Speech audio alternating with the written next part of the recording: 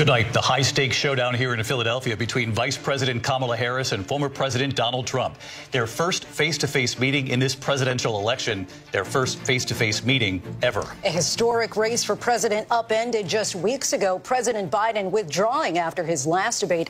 Donald Trump now up against a new opponent. The candidates separated by the smallest of margins, essentially tied in the polls nationally and in the key battlegrounds, including right here in Pennsylvania, all still very much in play.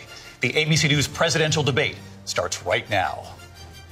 This is an ABC News special, the most consequential moment of this campaign. Kamala Harris. Together, we will chart a new way forward. Donald Trump. We will soon be a great nation again. Face to face, historic. The ABC News presidential debate. Here now, David Muir and Lindsay Davis. Good evening, I'm David Muir, and thank you for joining us for tonight's ABC News presidential debate. We want to welcome viewers watching on ABC and around the world tonight. Vice President Kamala Harris and President Donald Trump are just moments away from taking the stage in this unprecedented race for president. And I'm Lindsay Davis. Tonight's meeting could be the most consequential event of their campaigns, with Election Day now less than 2 months away. For Vice President Kamala Harris, this is her first debate since President Biden withdrew from the race on July 21st. Of course, that decision followed his debate against President Donald Trump in June. Since then, this race has taken on an entirely new dynamic. And that brings us to the rules of tonight's debate. 90 minutes with 2 commercial breaks. No topics or questions have been shared with the campaigns. The candidates will have 2 minutes to answer questions, and this is the clock. That's what they'll be seeing. 2 minutes for rebuttals and 1 minute for follow-ups, clarifications, or responses. Their microphones will only be turned on when it's their turn to speak. No pre-written notes allowed. There is no audience here tonight in this hall at the National Constitution Center. This is an intimate setting for 2 candidates who have never met. President Trump won the coin toss. He chose to deliver the final closing statement of the evening. Vice President Harris selected the podium to the right. So let's now welcome the candidates to the stage. Vice President Kamala Harris and President Donald Trump.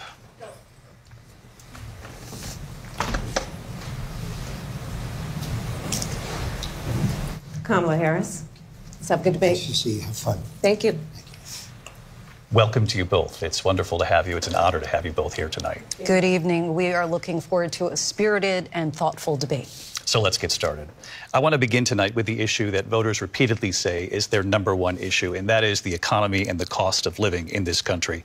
Vice President Harris, you and President Trump were elected 4 years ago, and your opponent on the stage here tonight often asks his supporters, are you better off than you were 4 years ago? When it comes to the economy, do you believe Americans are better off than they were 4 years ago? So I was raised as a middle-class kid. And I am actually the only person on this stage who has a plan that is about lifting up the middle class and working people of America. I believe in the ambition, the aspirations, the dreams of the American people. And that is why I imagine and have actually a plan to build what I call an opportunity economy. Because here's the thing. We know that we have a shortage of homes and housing. And the cost of housing is too expensive for far too many people. We know that young families need support to raise their children, and I intend on extending a tax cut for those families of $6,000, which is the largest child tax credit that we have given in a long time, so that those young families can afford to buy a crib, buy a car seat, buy clothes for their children. My passion, one of them, is small businesses. My mother raised my sister and me, but there was a woman who helped raise us. We call her our second mother. She was a small business owner. I love our small businesses. My plan is to give a $50,000 tax deduction to start up small businesses, knowing they are part of the backbone of America's economy. My opponent, on the other hand, his plan is to do what he has done before, which is to provide a tax cut for billionaires and big corporations, which will result in $5 trillion to America's deficit. My opponent has a plan that I call the Trump's sales tax, which would be a 20% tax on everyday goods that you rely on to get through the month. Economists have said that Trump sales tax would actually result for middle-class families in about $4,000 more a year because of his policies and his ideas about what should be the backs of middle-class people paying for tax cuts for billionaires. President Trump, I'll give you 2 minutes. First of all, I have no sales tax. That's an incorrect statement. She knows that. We're doing tariffs on other countries. Other countries are going to finally, after 75 years, pay us back for all that we've done for the world. And the tariff will be substantial in some cases. I took in billions and billions of dollars, as you know, from China. In fact, they never took the tariff off because it was so much money they can't. It would totally destroy everything that they've set out to do. They're taking in billions of dollars from China and other places. They've left the tariffs on. When I had it, I had tariffs, and yet I had no inflation. Look, we've had a terrible economy because inflation has, which is really known as a country buster. It breaks up countries. We have inflation like very few people have ever seen before, probably the worst in our nation's history. We were at 21%, but that's being generous because many things are 50, 60, 70, and 80% higher than they were just a few years ago. This has been a disaster for people, for the middle class, but for every class. On top of that, we have millions of people pouring into our country from prisons and jails, from mental institutions and insane asylums, and they're coming in and they're taking jobs that are occupied right now by African Americans and Hispanics, and also unions. Unions are going to be affected very soon. And you see what's happening. You see what's happening with towns throughout the United States. You look at Springfield, Ohio. You look at Aurora in Colorado. They are taking over the towns. They're taking over buildings. They're going in violently. These are the people that Xi and Biden led into our country, and they're destroying our country. They're dangerous. They're at the highest level of criminality, and we have to get them out. We have to get them out fast. I created one of the greatest economies in the history of our country. I'll do it again and even better. We are going to get to immigration and border security during this debate, but I would like to let Vice President Harris respond on the economy here. Well, I would love to. Let's talk about what Donald Trump left us. Donald Trump left us the worst unemployment since the Great Depression. Donald Trump left us the worst public health epidemic in a century.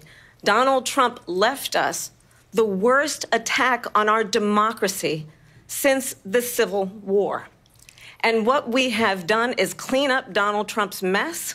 What we have done and what I intend to do is build on what we know are the aspirations and the hopes of the American people. But I'm going to tell you all in this debate tonight, you're going to hear from the same old tired playbook, a bunch of lies, grievances, and name-calling.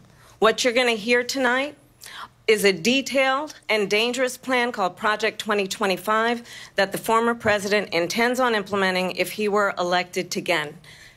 I believe very strongly that the American people want a president who understands the importance of bringing us together, knowing we have so much more in common than what separates us. And I pledge to you to be a president for all Americans. President Trump, will give you a minute here to respond. Number one, I have nothing to do, as you know, and as she knows better than anyone, I have nothing to do with Project 2025. That's out there. I haven't read it. I don't want to read it purposely. I'm not going to read it. This was a group of people that got together. They came up with some ideas, I guess some good, some bad.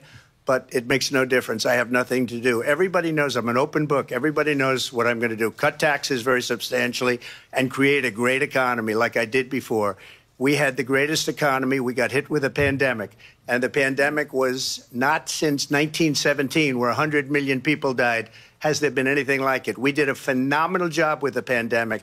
We handed them over a country where the economy and where the stock market was higher than it was before the pandemic came in.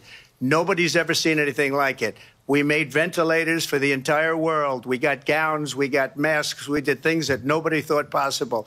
And people give me credit for rebuilding the military. They give me credit for a lot of things, but not enough credit for the great job we did with the pandemic. But the only jobs they got were bounce-back jobs. These were jobs bounced back, and it bounced back, and it went to their benefit. But I was the one that created them. They know it, and so does everybody else. Vice President Harris, I'll let you respond. So Donald Trump has no plan for you. And when you look at his economic plan, it's all about tax breaks for the richest people. I am offering what I describe as an opportunity economy, and the best economists in our country, if not the world, have reviewed our relative plans for the future of America. What Goldman Sachs has said is that Donald Trump's plan would make the economy worse. Mine would strengthen the economy. What the Wharton School has said is Donald Trump's plan would actually explode the deficit. 16 Nobel laureates have described his economic plan as something that would increase inflation and by the middle of next year would invite a recession. You just have to look at where we are and where we stand on the issues. And I'd invite you to know that Donald Trump actually has no plan for you because he is more interested in defending himself than he is in looking out for you. That's just a soundbite. They gave her that to say. Look, I went to the Wharton School of Finance, and many of those professors, the top professors, think my plan is a brilliant plan. It's a great plan. It's a plan that's going to bring up our worth, our value as a country. It's going to make people want to be able to go and work and create jobs and create a lot of good, solid money for our country. And just to finish off, she doesn't have a plan. She copied Biden's plan, and it's like 4 sentences. Like run, spot, run. 4 sentences that are just, oh, we'll try and lower taxes. She doesn't have a plan. Take a look at her plan. She doesn't have a plan. Mr. President, I do want to drill down on something you both brought up. The Vice President brought up your tariffs. You responded, and let's drill down on this, because your plan is what she calls is essentially a national sales tax. Your proposal calls for tariffs, as you pointed out here, on foreign imports across the board. You recently said that you might double your plan, imposing tariffs up to 20% on goods coming into this country. As you know, many economists say that with tariffs at that level, costs are then passed on to the consumer. Vice President Harris has argued it'll mean higher prices on gas, food, clothing, medication, arguing it costs the typical family nearly $4,000 a year. Do you believe Americans can afford higher prices because of tariffs? They're not going to have higher prices. What's going to have and who's going to have higher prices is China and all of the countries that have been ripping us off for years. I was the only president ever. China was paying us hundreds of billions of dollars, and so were other countries. And, you know, if she doesn't like them, they should have gone out and they should have immediately cut the tariffs. But those tariffs are there 3.5 years now under their administration. We are going to take in billions of dollars, hundreds of billions of dollars. I had no inflation, virtually no inflation. They had the highest inflation perhaps in the history of our country, because I've never seen a worse period of time. People can't go out and buy cereal or bacon or eggs or anything else. The people of our country are absolutely dying with what they've done. They've destroyed the economy. And all you have to do is look at a poll. The polls say 80 and 85 and even 90% that the Trump economy was great, that their economy was terrible. Vice President Harris, I do want to ask for your response. And you heard what the president said there, because the Biden administration did keep a number of the Trump tariffs in place. So how do you respond? Well, let's be clear that the Trump administration resulted in a trade deficit, one of the highest we've ever seen in the history of America. He invited trade wars. You want to talk about his deal with China? What he ended up doing is, under Donald Trump's presidency, he ended up selling American chips to China to help them improve and modernize their military, basically sold us out, when a policy about China should be in making sure the United States of America wins the competition for the 21st century, which means focusing on the details of what that requires, focusing on relationships with our allies, focusing on investing in American-based technology so that we win the race on AI, on quantum computing, focusing on what we need to do to support America's workforce so that we don't end up having, on the short end of the stick, in terms of workers' rights. But what Donald Trump did, let's talk about this, with COVID, is he actually thanked President Xi for what he did during COVID. Look at his tweet. Thank you, President Xi, exclamation point, when we know that Xi was responsible for lacking and not giving us transparency about the origins of COVID. President Trump, I'll let you respond. First of all, they bought their chips from Taiwan. We hardly make chips anymore because of philosophies like they have and policies like they have. I don't say her because she has no policy. Everything that she believed 3 years ago and 4 years ago is out the window. She's going to my philosophy now. In fact, I was going to send her a MAGA hat. She's gone to my philosophy. But if she ever got elected, she'd change it. And it will be the end of our country. She's a Marxist. Everybody knows she's a Marxist. Her father's a Marxist professor in economics, and he taught her well. But when you look at what she's done to our country, and when you look at these millions and millions of people that are pouring into our country monthly, where it's, I believe, 21 million people, not the 15 that people say, and I think it's a lot higher than the 21. That's bigger than New York State pouring in. And just look at what they're doing to our country. They're criminals. Many of these people coming in are criminals. And that's bad for our economy, too. You know, you mentioned before, we'll talk about immigration later. Well, bad immigration is the worst thing that can happen to our economy. They have, and she has, destroyed our country with policy that's insane. Almost policy that you'd say they have to hate our country. President Trump, thank you. Lindsay? I want to turn to the issue of abortion. President Trump, you've often touted that you were able to kill Roe v. Wade. Last year, you said that you were proud to be the most pro-life president in American history. Then last month, you said that your administration would be great for women and their reproductive rights. In your home state of Florida, you surprised many with regard to your 6-week abortion ban because you initially had said that it was too short. And you said, quote, I'm going to be voting that we need more than 6 weeks. But then the very next day, you reversed course and said you would vote to support the 6-week ban. Vice President Harris says that women shouldn't trust you on the issue of abortion because you've changed your position so many times. Therefore, why should they trust you? Well, the reason I'm doing that vote is because the plan is, as you know, the vote is, they have abortion in the 9th month. They even have, and you can look at the governor of West Virginia, the previous governor of West Virginia, not the current governor, who's doing an excellent job, but the governor before, he said the baby will be born and we will decide what to do with the baby. In other words, we'll execute the baby. And that's why I did that, because that predominates, because they're radical. The Democrats are radical in that. And her vice presidential pick, which I think was a horrible pick, by the way, for our country, because he is really out of it. But her vice presidential pick says abortion in the 9th month is absolutely fine. He also says execution after birth. It's execution, no longer abortion, because the baby is born, is okay. And that's not okay with me, hence the vote. But what I did is something for 52 years. They've been trying to get Roe v. Wade into the states. And through the genius and heart and strength of 6 Supreme Court justices, we were able to do that. Now, I believe in the exceptions for rape, incest, and life of the mother. I believe strongly in it. Ronald Reagan did also. 85% of Republicans do. Exceptions. Very important. But we were able to get it, and now states are voting on it. And for the first time, you're going to see, look, this is an issue that's torn our country apart for 52 years. Every legal scholar, every Democrat, every Republican, liberal, conservative, they all wanted this issue to be brought back to the states where the people could vote. And that's what happened. Now, Ohio, the vote was somewhat liberal. Kansas, the vote was somewhat liberal, much more liberal than people would have thought. But each individual state is voting. It's the vote of the people now. It's not tied up in the federal government. I did a great service in doing it. It took courage to do it. And the Supreme Court had great courage in doing it. And I give tremendous credit to those 6 justices. There is no state in this country where it is legal to kill a baby after it's born. Madam Vice President, I want to get your response to President Trump. Well, as I said, you're going to hear a bunch of lies, and that's not actually a surprising fact. Let's understand how we got here. Donald Trump hand-selected 3 members of the United States Supreme Court with the intention that they would undo the protections of Roe v. Wade.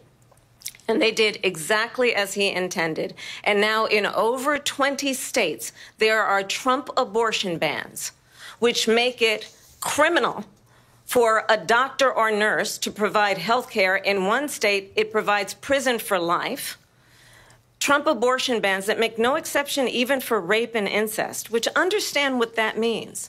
A survivor of a crime of violation to their body does not have the right to make a decision about what happens to their body next. That is immoral.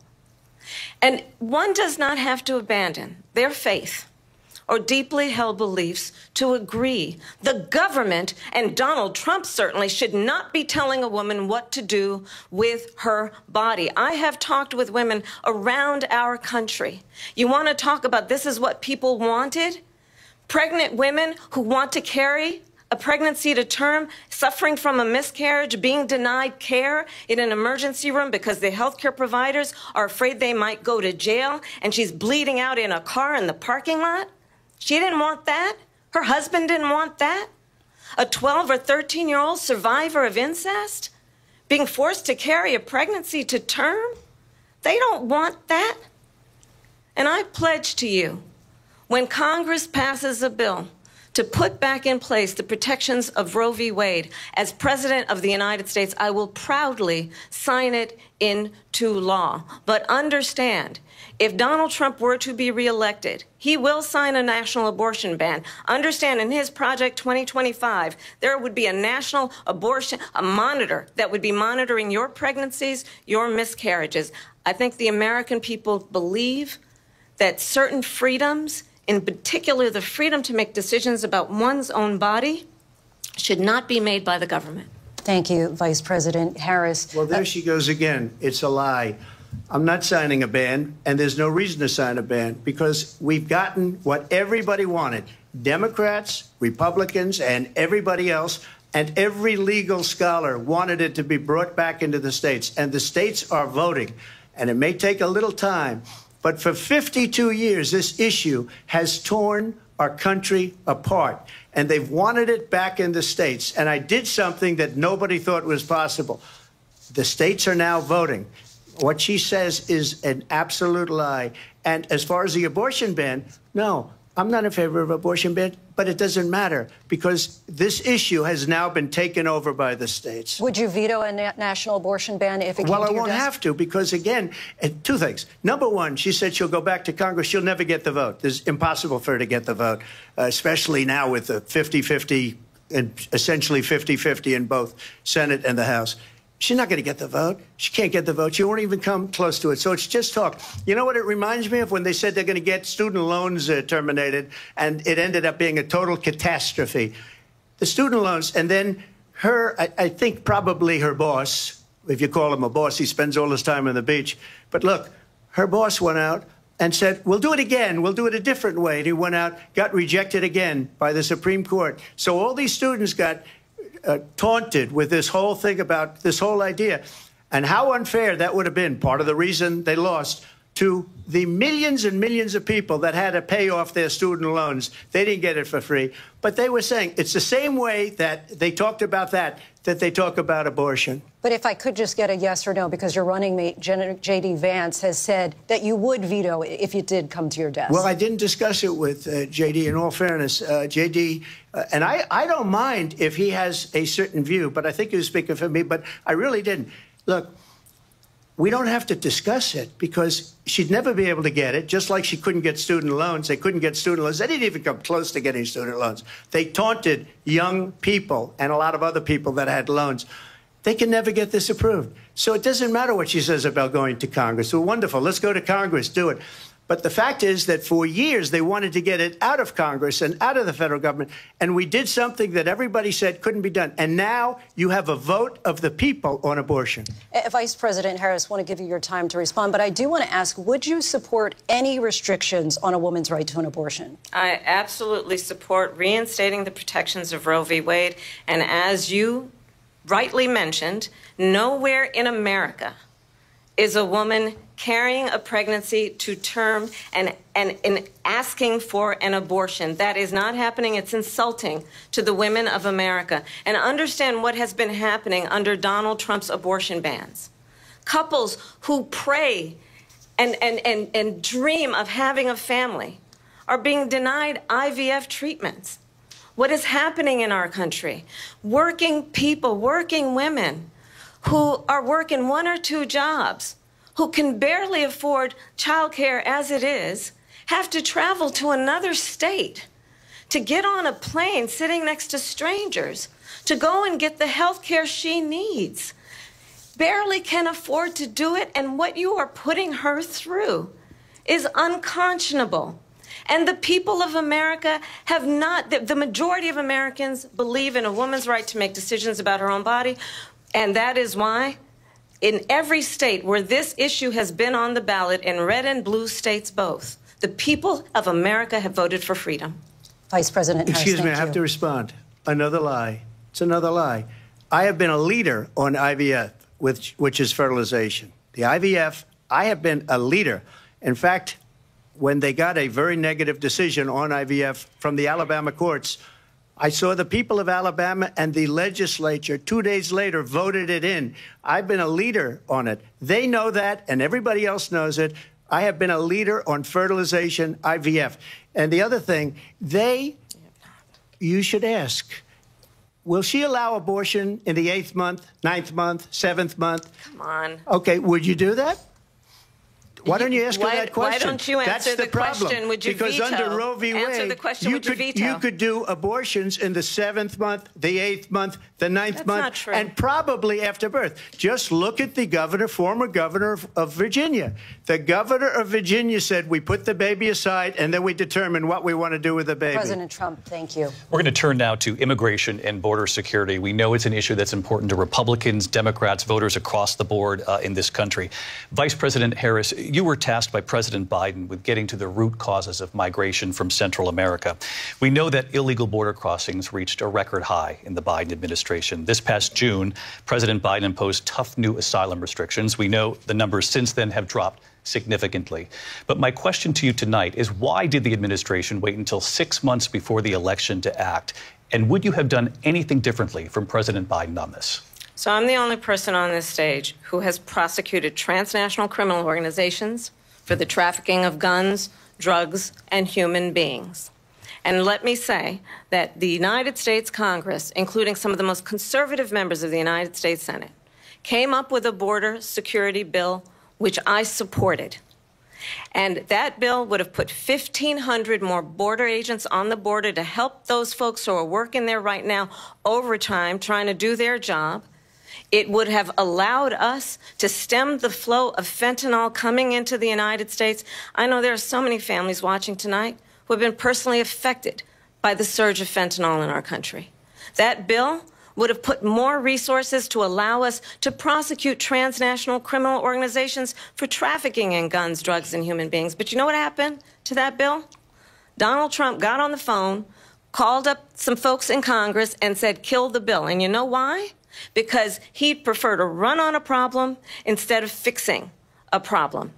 And understand, this comes at a time where the people of our country actually need a leader who engages in solutions, who actually addresses the problems at hand.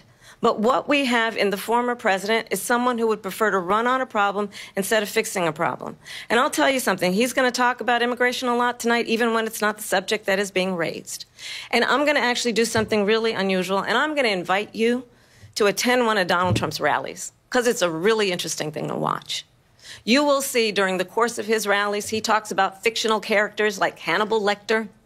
He will talk about windmills cause cancer. And what you will also notice is that people start leaving his rallies early out of exhaustion and boredom. And I will tell you, the one thing you will not hear him talk about is you. You will not hear him talk about your needs, your dreams, and your desires. And I'll tell you, I believe you deserve a president who actually puts you first, and I pledge to you that I will. Vice President Harris, thank you. President Trump, on that point, I want to get your response. Well, I would like to respond. Let me just ask, though, why did you try to kill that bill, and successfully so? That would have put thousands of additional agents and officers on the border. First, let me respond as to the Please. rallies. She said people start leaving. People don't go to her rallies. There's no reason to go. And the people that do go, she's bussing them in and paying them to be there, and then showing them in a different light. So she can't talk about that. People don't leave my rallies. We have the biggest rallies, the most incredible rallies in the history of politics. That's because people want to take their country back. Our country is being lost. We're a failing nation. And it happened 3.5 years ago. And what's going on here, you're going to end up in World War III, just to go into another subject. What they have done to our country by allowing these millions and millions of people to come into our country, and look at what's happening to the towns all over the United States. And a lot of towns don't want to talk. It's not going to be Aurora or Springfield. A lot of towns don't want to talk about it because they're so embarrassed by it. In Springfield, they're eating the dogs, the people that came in. They're eating the cats. They're eating the pets of the people that live there. And this is what's happening in our country, and it's a shame. As far as rallies are concerned, as far as the reason they go is they like what I say. They want to bring our country back. They want to make America great again. It's a very simple phrase, make America great again. She's destroying this country, and if she becomes president, this country doesn't have a chance of success. Not only success, we'll end up being Venezuela on steroids. I just want to clarify here. You bring up Springfield, Ohio, and ABC News did reach out to the city manager there. He told us there have been no credible reports of specific claims of pets being harmed, injured, or abused by individuals within the immigrant community. Well, I've seen people on television. Let me just say here, this is the people on television say my dog was taken and used for food. So maybe he said that, and maybe that's a good thing to say for a city manager. I'm not taking this from television. But the people on television saying their dog was eaten by the people that went there. Again, the Springfield city manager says there's no evidence of that. Vice President Harris, I'll let you respond to the rest of what you've heard. You talk about extreme. You know, this is, I think, one of the reasons why in this election I actually have the endorsement of 200 Republicans who have formally worked with President Bush, Mitt Romney, and John McCain, including the endorsement of former Vice President Dick Cheney and Congress member Liz Cheney. And if you want to really know the inside track on who the former president is, if he didn't make it clear already, just ask people who have worked with him. His former chief of staff, a 4-star general, has said he has contempt for the Constitution of the United States. His former national security advisor has said he is dangerous and unfit. His former Secretary of Defense has said the nation, the Republic, would never survive another Trump term. And when we listen to this kind of rhetoric, when the issues that affect the American people are not being addressed, I think the choice is clear in this election. President Trump, I'll give you a quick minute to respond here. Thank you, because when I hear that, see, I'm a different kind of a person. I fired most of those people. Not so graciously. They did bad things or a bad job. I fired them. They never fired one person. They didn't fire anybody having to do with Afghanistan and the Taliban and the 13 people whose were just killed, viciously and violently killed. And I got to know the parents and the family. They didn't fire. They should have fired all those generals, all those top people, because that was one of the most incompetently handled situations anybody has ever seen. So when somebody does a bad job, I fire him. And you take a guy like Esper. He was no good. I fired him. So he writes a book. Another one writes a book. Because with me, they can write books. With nobody else can they. But they have done such a poor job, and they never fire anybody. Look at the economy. Look at the inflation. They didn't fire any of their economists. They have the same people. That's a good way not to have books written about you. But just to finish, I got more votes than any Republican in history by far. In fact, I got more votes than any president, sitting president, in history by far. Let me continue on immigration. It was what you wanted to talk about earlier, so let's get back to your deportation proposal that the vice president has reacted to as well. President Trump, you call this the largest domestic deportation operation in the history of our country. You say you would use the National Guard. You say if things get out of control, you'd have no problem using the U.S. military. Police, yes. You also said you would use local police. How would you deport 11 million undocumented immigrants? I know you believe that number is much higher. Take us through this. What does this look like? Will authorities be going door to door in this country? Yeah, it is much higher because of them. They allowed criminals, many, many millions of criminals. They allowed terrorists. They allowed common street criminals. They allowed people to come in, drug dealers, to come into our country. And they're now in the United States and told by their countries like Venezuela, don't ever come back or we're going to kill you. Do you know that crime in Venezuela and crime in countries all over the world is way down? You know why? Because they've taken their criminals off the street and they've given them to her to put into our country. And this will be one of the greatest mistakes in history for them to allow.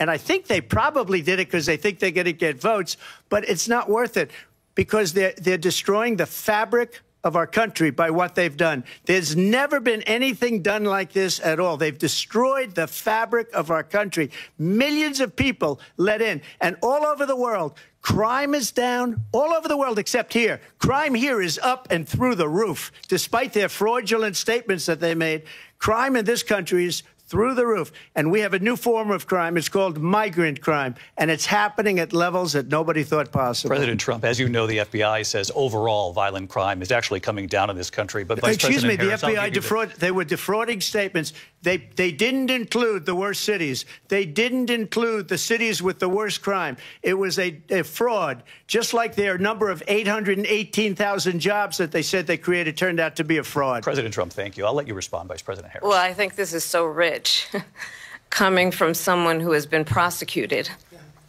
for national security crimes, economic crimes, election interference, has been found liable for sexual assault, and his next big court appearance is in November at his own criminal sentencing. And let's be clear where each person stands on the issue of what is important about respect for the rule of law and respect for law enforcement.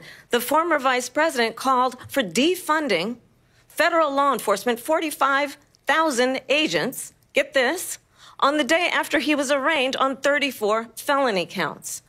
So let's talk about what is important in this race. It is important that we move forward, that we turn the page on this same old tired rhetoric and address the needs of the American people, address what we need to do about the housing shortage, which I have a plan for, address what we must do to support our small businesses, address bringing down the price of groceries. But frankly, the American people are exhausted with this same old tired playbook. Vice President Harris, thank you. Excuse me. Every one of those cases was started by them against their political opponent. And I'm winning most of them, and I will win the rest on appeal. And you saw that with the decision that came down just recently from the Supreme Court. I'm winning most of them. But those are cases, it's called weaponization. Never happened in this country. They weaponized the Justice Department. Every one of those cases was involved with the DOJ, from Atlanta and Fani Willis to the Attorney General of New York and the DA in New York. Every one of those cases. And then they say, oh, he's a criminal. They're the ones that made them go after me. By the way, Joe Biden was found essentially guilty on the documents case. And what happened in my documents case? They said, oh, that's the toughest of them all. A complete and total victory. 2 months ago, it was thrown out. It's weaponization, and they used it, and it's never happened in this country. They used it to try and win an election. They're fake cases. President Trump, thank you. A really quick response here, Vice President Harris, on this notion of weaponization of the Justice Department. Well, let's talk about extreme and understand the context in which this election in 2024 is taking place. The United States Supreme Court recently ruled that the former president would essentially be immune from any misconduct if he were to enter the White House again. Understand, this is someone who has openly said he would terminate, I'm quoting, terminate the Constitution of the United States, that he would weaponize the Department of Justice against his political enemies. Someone who has openly expressed disdain for members of our military. Understand what it would mean if Donald Trump were back in the White House with no guardrails, because certainly we know now the court won't stop him. We know J.D. Vance is not going to stop him. It's up to the American people Vice President to stop Harris, him. Thank you. Lindsay? Vice President Harris, in your last run for president. This is the one that weaponized, not me. She weaponized. I probably took a bullet to the head because of the things that they say about me. They talk about democracy. I'm a threat to democracy. They're the threat to democracy with a fake Russia investigation we do have a lot that went nowhere. We have a lot to get to. Lindsay? Vice President Harris, in your last run for president, you said you wanted to ban fracking. Now you don't. You wanted mandatory government buyback programs for assault weapons. Now your campaign says you don't. You supported decriminalizing border crossings. Now you're taking a harder line. I know you say that your values have not changed. So then why have so many of your policy positions changed? So my values have not changed, and I'm going to discuss every at least every point that you've made. But in particular, let's talk about fracking because we're here in Pennsylvania. I made that very clear in 2020. I will not ban fracking. I have not banned fracking as Vice President of the United States. And in fact, I was the tie-breaking vote on the Inflation Reduction Act, which opened new leases for fracking. My position is that we have got to invest in diverse sources of energy so we reduce our reliance on foreign oil. We have had the largest increase in domestic oil production in history because of an approach that recognizes that we cannot over-rely on foreign oil. As it relates to my values, let me tell you, I grew up a middle-class kid raised by a hardworking mother who worked and saved and was able to buy our first home when I was a teenager. The values I bring to the importance of home ownership, knowing not everybody got handed $400 million on a silver platter and then filed bankruptcy 6 times, is a value that I bring to my work to say we are going to work with the private sector and home builders to increase 3 million homes, increase by 3 million homes by the end of my first term. My work that is related to having a friend when I was in high school who was sexually assaulted by her stepfather. And my focus then on protecting women and children from violent crime is based on a value that is deeply grounded in the importance of standing up for those who are most vulnerable. My work that is about protecting Social Security and Medicare is based on long-standing work that I have done, protecting seniors from scams. My values have not changed. And what is important is that there is a president who actually brings values and a perspective that is about lifting people up and not beating people down and name-calling. The true measure of the leader is the leader who actually understands the strength is not in beating people down, it's in lifting people up. I intend to be that president. President Trump, your response? First of all, I wasn't given $400 million. I wish I was. My father was a Brooklyn builder, Brooklyn, Queens, and a great father, and I learned a lot from him. But I was given a fraction of that, a tiny fraction, and I built it into many, many billions of dollars, many, many billions. And when people see it, they are even surprised. So we don't have to talk about that. Fracking, she's been against it for 12 years. Defund the police, she's been against that forever. She gave all that stuff up very wrongly, very horribly, and everybody's laughing at it, okay? They're all laughing at it. She gave up at least 12 and probably 14 or 15 different policies. Like, she was big on defund the police. In Minnesota, she went out, wait a minute, I'm talking now, if you don't mind, please. Does that sound familiar? She went out in Minnesota and wanted to let criminals that killed people, that burned down Minneapolis, she went out and raised money to get them out of jail. She did things that nobody would ever think of. Now she wants to do transgender operations on illegal aliens that are in prison. This is a radical left liberal that would do this. She wants to confiscate your guns, and she will never allow fracking in Pennsylvania. If she won the election, fracking in Pennsylvania will end on day one. Just to finish, one thing so important, in my opinion. So I got the oil business going like nobody has ever done before. When they took over, they got rid of it, started getting rid of it, and the prices were going up the roof. They immediately let these guys go to where they were. I would have been 5 times, 4 times, 5 times higher, because you're talking about 3.5 years ago. They got it up to where I was because they had no choice, because the prices of energy were quadrupling and doubling. You saw what happened to gasoline. So they said, let's go back to Trump. But if she won the election, the day after that election, they'll go back to destroying our country, and oil will be dead, fossil fuel will be dead, we'll go back to windmills, and we'll go back to solar, where they need a whole desert to get some energy to come out of. You ever see a solar plant? By the way, I'm a big fan of solar, but they take 400, 500 acres of desert President soil. Trump, we have a These lot are of not good issues things that we for the have to get environment, to. as We're she out of time. understands. Thank you. Lindsey, thank you. We have an election in just 56 days.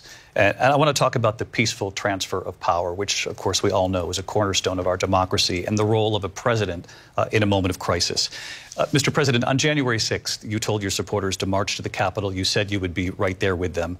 The country and the world saw what played out at the Capitol that day, the officers coming under attack. Aides in the West Wing say you watched it unfold on television off the Oval Office. You did send out tweets, but it was more than 2 hours before you sent out that video message telling your supporters to go home. Is there anything you regret about what you did on that day? You just said a thing that isn't covered. Peacefully and patriotically, I said during my speech, not later on. Peacefully and patriotically. And nobody on the other side was killed. Ashley Babbitt was shot by an out-of-control police officer that should have never, ever shot her. It's a disgrace. But we didn't do this group of people that have been treated so badly. I ask, what about all the people that are pouring into our country and killing people that she allowed to pour in? She was the border czar. Remember that. She was the border czar. She doesn't want to be called the border czar because she's embarrassed by the border. In fact, she said at the beginning, oh, I'm surprised you're not talking about the border yet. That's because she knows what a bad job they've done. What about those people? When are they going to be prosecuted? When are these people from countries all over the world, not just South America? They're coming in from all over the world, David, all over the world. And crime rates are down all over the world because of it. But let me just ask you, David, when are those people going to be prosecuted? When are the people that burned down Minneapolis going to be prosecuted? Or in Seattle? They went into Seattle. They took over a big percentage of the city of Seattle. When are those people going to be prosecuted? But let me just ask you. You might ask her that question. You were the president. You were watching it unfold on television. It's a very simple question as we move forward toward another election. Is there anything you regret about what you did on that day?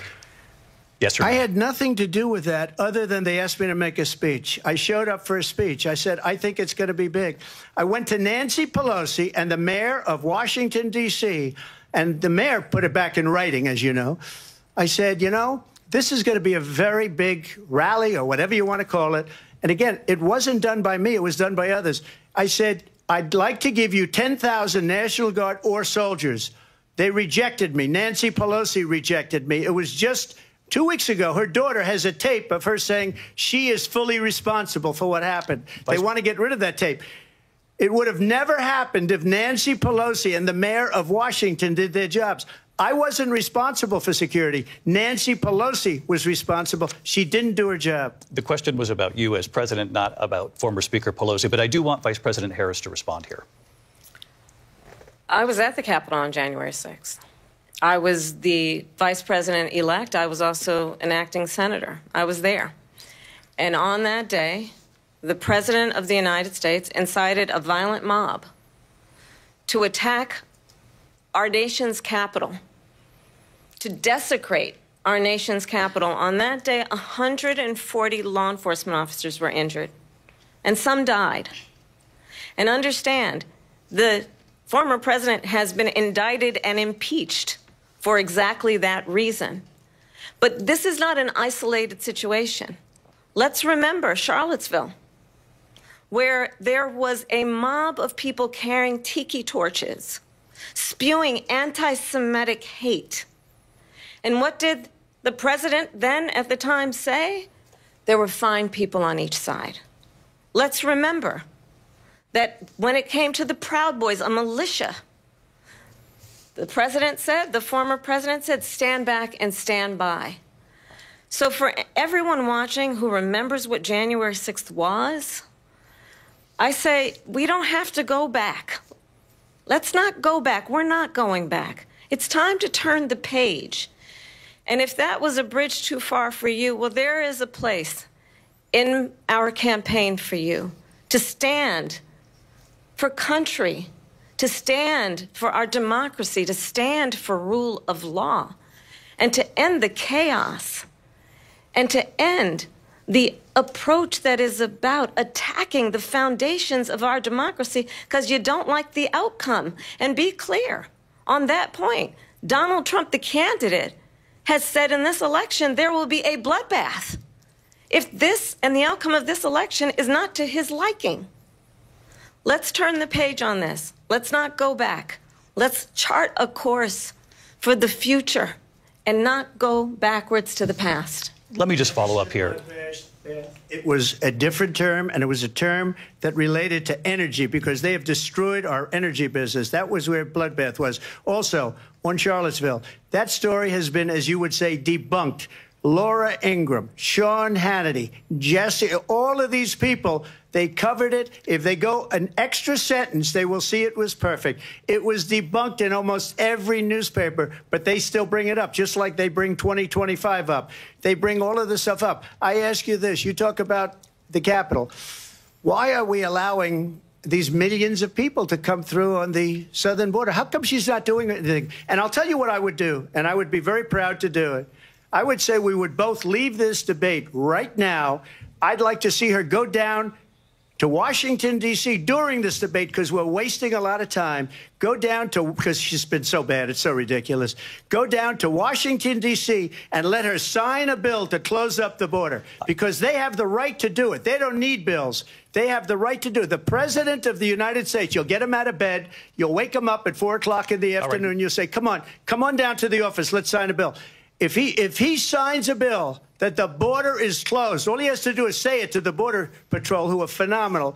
If they do that, the border is closed. Mr. Those President, people are killing many people, unlike J6. We talked immigration here tonight. I do want to focus on this next issue to both of you, because it really brings us this into focus, truth in these times that we're living in. Mr. President, for 3.5 years after you lost the 2020 election, you repeatedly falsely claimed that you won, many times saying you won in a landslide. In the past couple of weeks leading up to this debate, you have said, quote, you lost by a whisker, that you, quote, didn't quite make it, that you came up a little bit short. I said that? Are you now acknowledging that you lost in 2020? No, I don't acknowledge that at all. But I said that sarcastically. You know that. It was said, oh, we lost by a whisker. That was said sarcastically. Look, there's so much proof. All you have to do is look at it. And they should have sent it back to the legislatures for approval. I got almost 75 million votes, the most votes any sitting president has ever gotten. I was told if I got 63, which was what I got in 2016, you can't be beaten. The election, people should never be thinking about an election as fraudulent. We need two things. We need walls, and we have to have it. We have to have borders, and we have to have good elections. Our elections are bad. And a lot of these illegal immigrants coming in, they're trying to get them to vote. They can't even speak English. They don't even know what country they're in practically. And these people are trying to get them to vote. And that's why they're allowing them to come into our country. I did watch all of these pieces of video. I didn't detect the sarcasm, lost by a whisker. We didn't quite make it. And we should just point out here as clarification, and you know this, you and your allies, 60 cases in front of many judges, many of them Republican. No judge looked at it. And said they said we didn't have standing. Fraud. That's the other thing. They said we didn't have standing, a technicality. Can you imagine a system where a person in an election doesn't have standing? The President of the United States doesn't have standing. That's how we lost. If you look at the facts, and I'd love to have you'll do a special on it. I'll show you Georgia, and I'll show you Wisconsin, and I'll show you Pennsylvania, and I'll show you. We have so many facts and statistics, but you know what? That doesn't matter, because we have to solve the problem that we have right now. That's old news.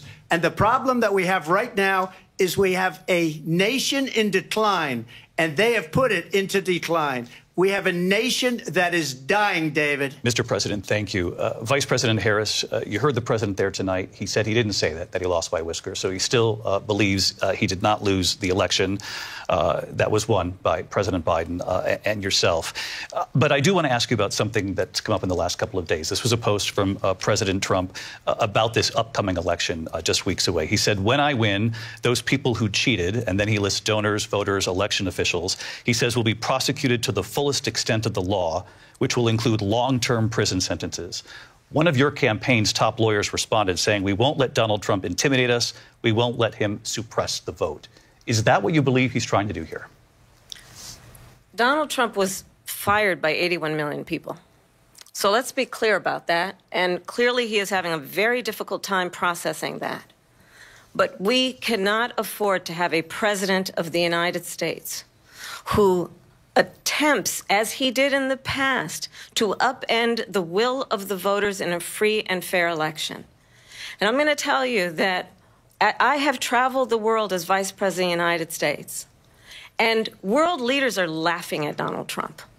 I have talked with military leaders, some of whom worked with you, and they say you're a disgrace.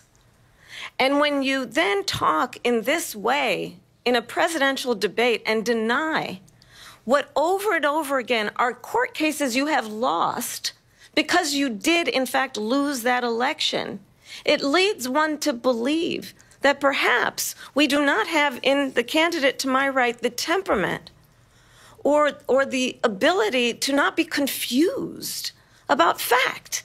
That's deeply troubling, and the American people deserve better. I'll give you 1 minute to respond, Mr. President. Let me just say about world leaders. Viktor Orban, one of the most respected men, they call him a strong man. He's a tough person, smart, Prime Minister of Hungary.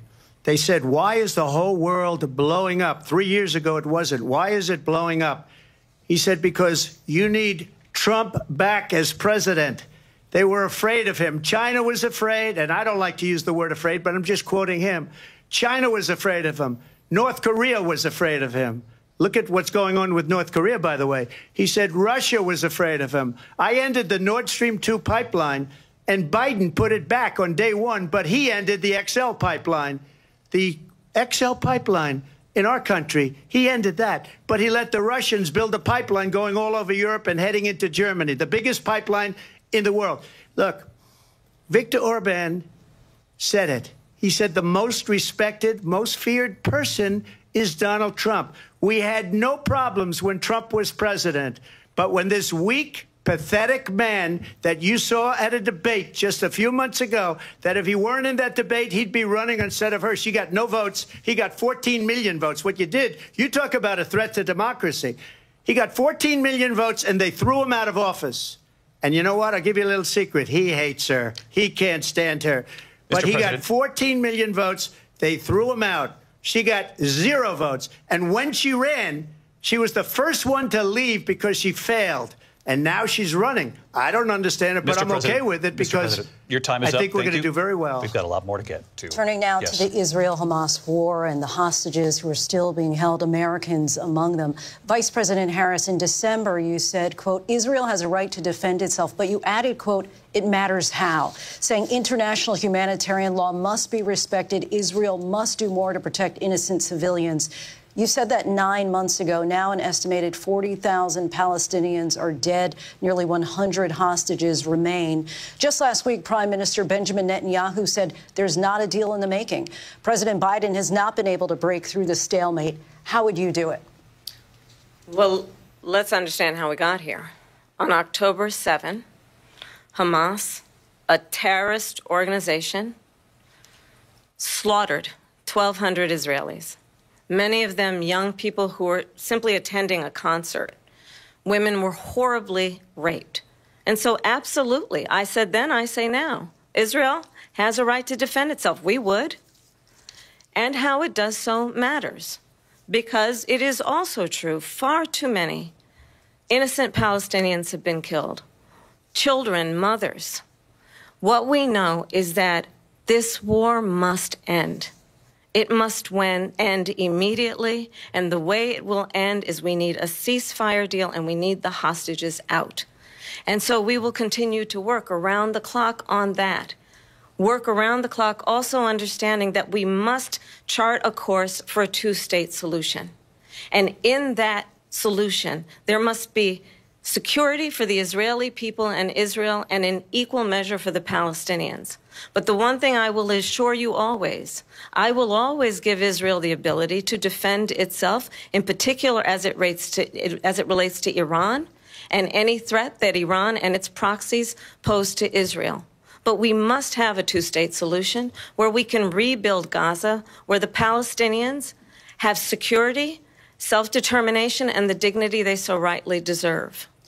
President Trump, how would you negotiate with Netanyahu and also Hamas in order to get the hostages out and prevent the killing of more innocent civilians in Gaza? If I were president, it would have never started.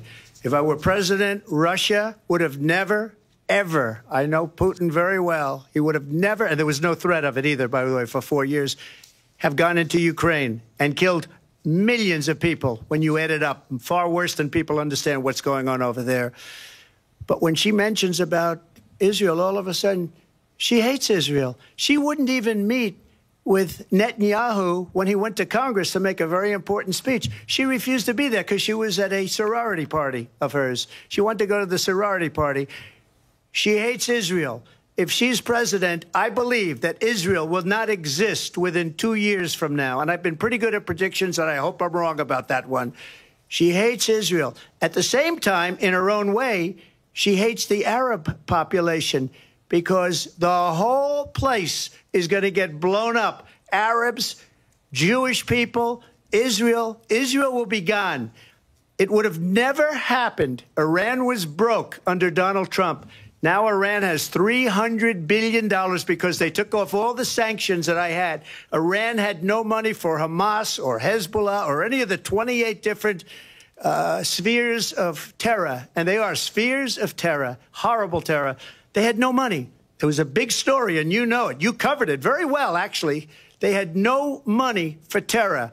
They were broke. Now they're a rich nation, and now what they're doing is they're spreading that money around. Look at what's happening with the Houthis and Yemen. Look at what's going on in the Middle East.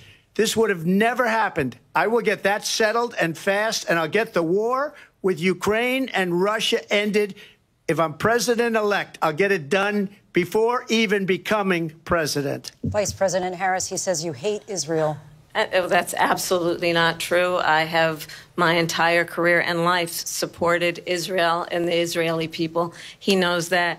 He's trying to, again, divide and distract from the reality, which is it is very well known that Donald Trump is weak and wrong on national security and foreign policy. It is well known that he admires dictators, wants to be a dictator on day one, according to himself. It is well known that he said of Putin that he can do whatever the hell he wants and go into Ukraine. It is well known that he said when Russia went into Ukraine, it was brilliant. It is well known he exchanged love letters with Kim Jong-un. And it is absolutely well known that these dictators and autocrats are rooting for you to be president again because they're so clear. They can manipulate you with flattery and favors. And that is why so many military leaders who you have worked with have told me you are a disgrace.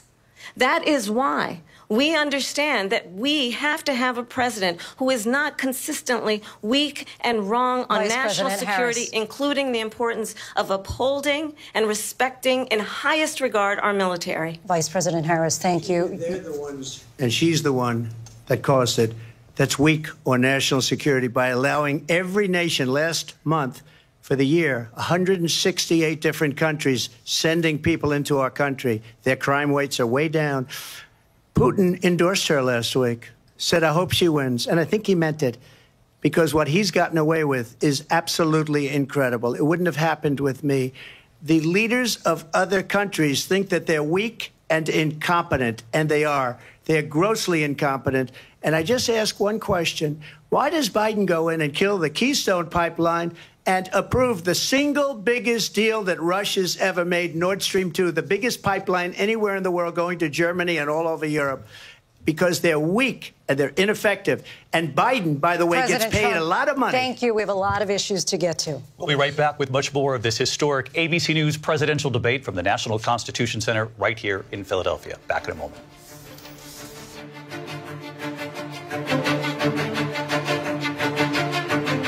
The ABC News presidential debate will continue after this.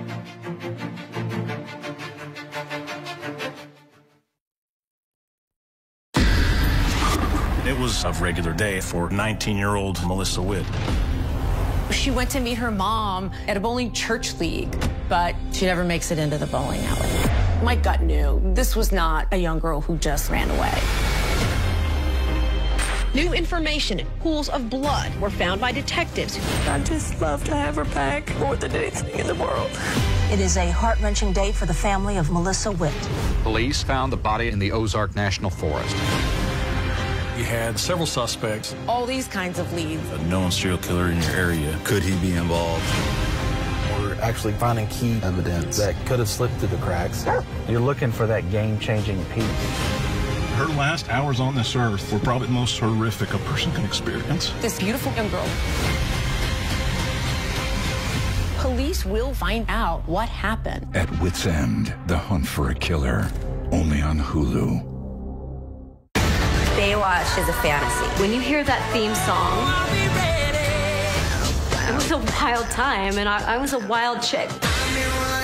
Jason Momoa exploded. Carmen was a bombshell. Pamela Anderson was an icon. I'm really proud of everything I've done. Almost. Baywatch was a whirlwind of epic highs and bitter lows. Everyone likes to watch sexy things. You're 24. He's 54. Yeah. It just seemed like I had met my soulmate. You fired 4 times. Friday, 2020 is all new. The 32-year-old former ballerina. The center of the so-called Black Swan trial. Here we go. You haven't spoken out before. Why did you decide to talk now? The stunning all-new 2020 premieres Friday at 9/8 Central on ABC. Hey, good morning, America. Good morning, America. Good morning, America. Are you ready? They are ready. Covering the biggest events in the country right now. There's a lot going on here this morning. You don't just see it, you feel it. I'm in. I'm in. I'm in too.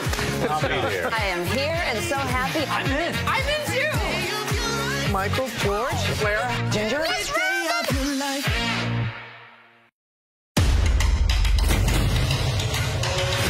This is Impact by Nightline. Are you kidding me? My sense was that everybody around him was afraid of him. Brittany describes having a secret abortion that not even her family knew about. What's going on with Kate? What is the relationship like between Harry and William today? What did people start to say? You look great. Are you on Ozempic? I told the kids, I said, I'm not even gonna let you eat breakfast until you get your chores done. She talks about tough love and harsh punishment. No, it's abuse. I think Scott Peterson murdered his wife and his child. Prove me wrong.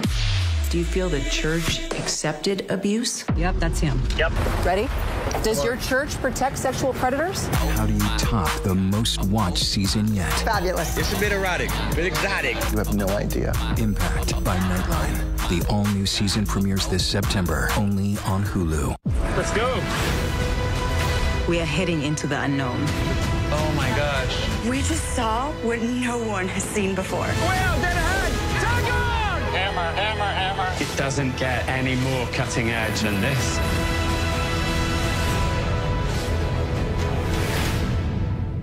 Reporting from outside Wembley Stadium, surrounded by Swifties as Taylor Swift is set to kick off 5 sold-out concerts. I'm Maggie Rulli. You're streaming ABC News Live.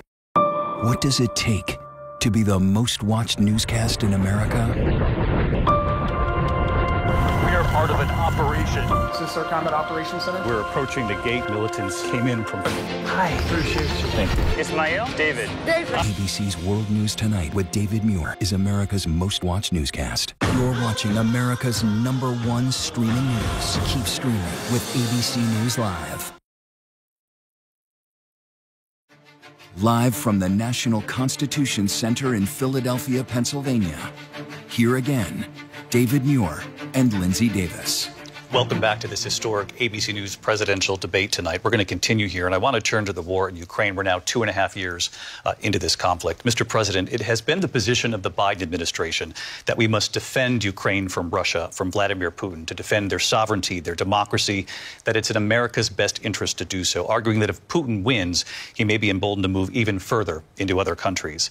You have said you would solve this war in 24 hours. You said so just before the break tonight. How exactly would you do that? And I want to ask you a very simple question tonight. Do you want Ukraine to win this war? I want the war to stop. I want to save lives that are being uselessly, people being killed by the millions. It's the millions. It's so much worse than the numbers that you're getting, which are fake numbers. Look, we're in for $250 billion or more because they don't ask Europe, which is a much bigger beneficiary to getting this thing done, than we are. They're in for $150 billion less because Biden and you don't have the courage to ask Europe, like I did with NATO. They paid billions and billions, hundreds of billions of dollars when I said, either you pay up or we're not going to protect you anymore. So that's maybe one of the reasons they don't like me as much as they like weak people. But you take a look at what's happening. We're in for 250 to 275 billion. They're into 100 to 150. They should be forced to equalize. With that being said, I want to get the war settled. I know Zelensky very well, and I know Putin very well. I have a good relationship, and they respect your president, okay? They respect me. They don't respect Biden. How would you respect him? Why? For what reason? He hasn't even made a phone call in 2 years to Putin, hasn't spoken to anybody.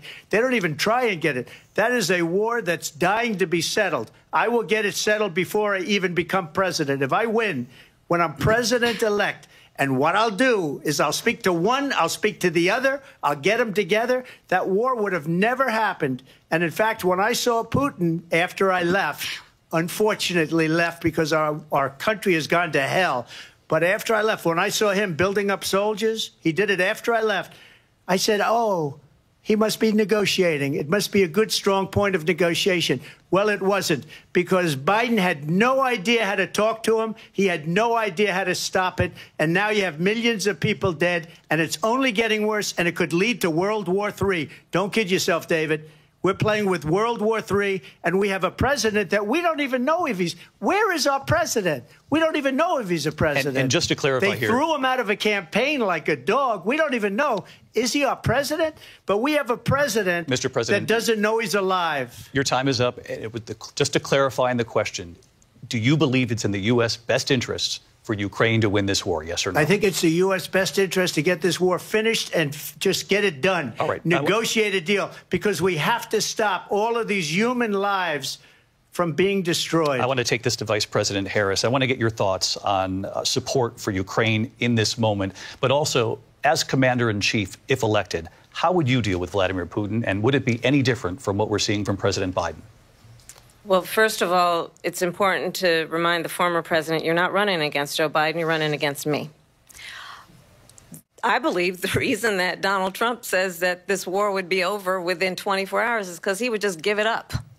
And that's not who we are as Americans. Let's understand what happened here.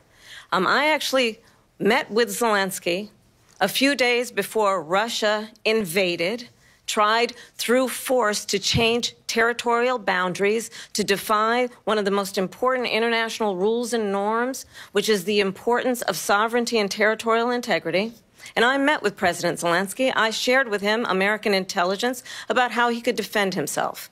Days later, I went to NATO's eastern flank, to Poland and Romania. And through the work that I and others did, we brought 50 countries together to support Ukraine in its righteous defense.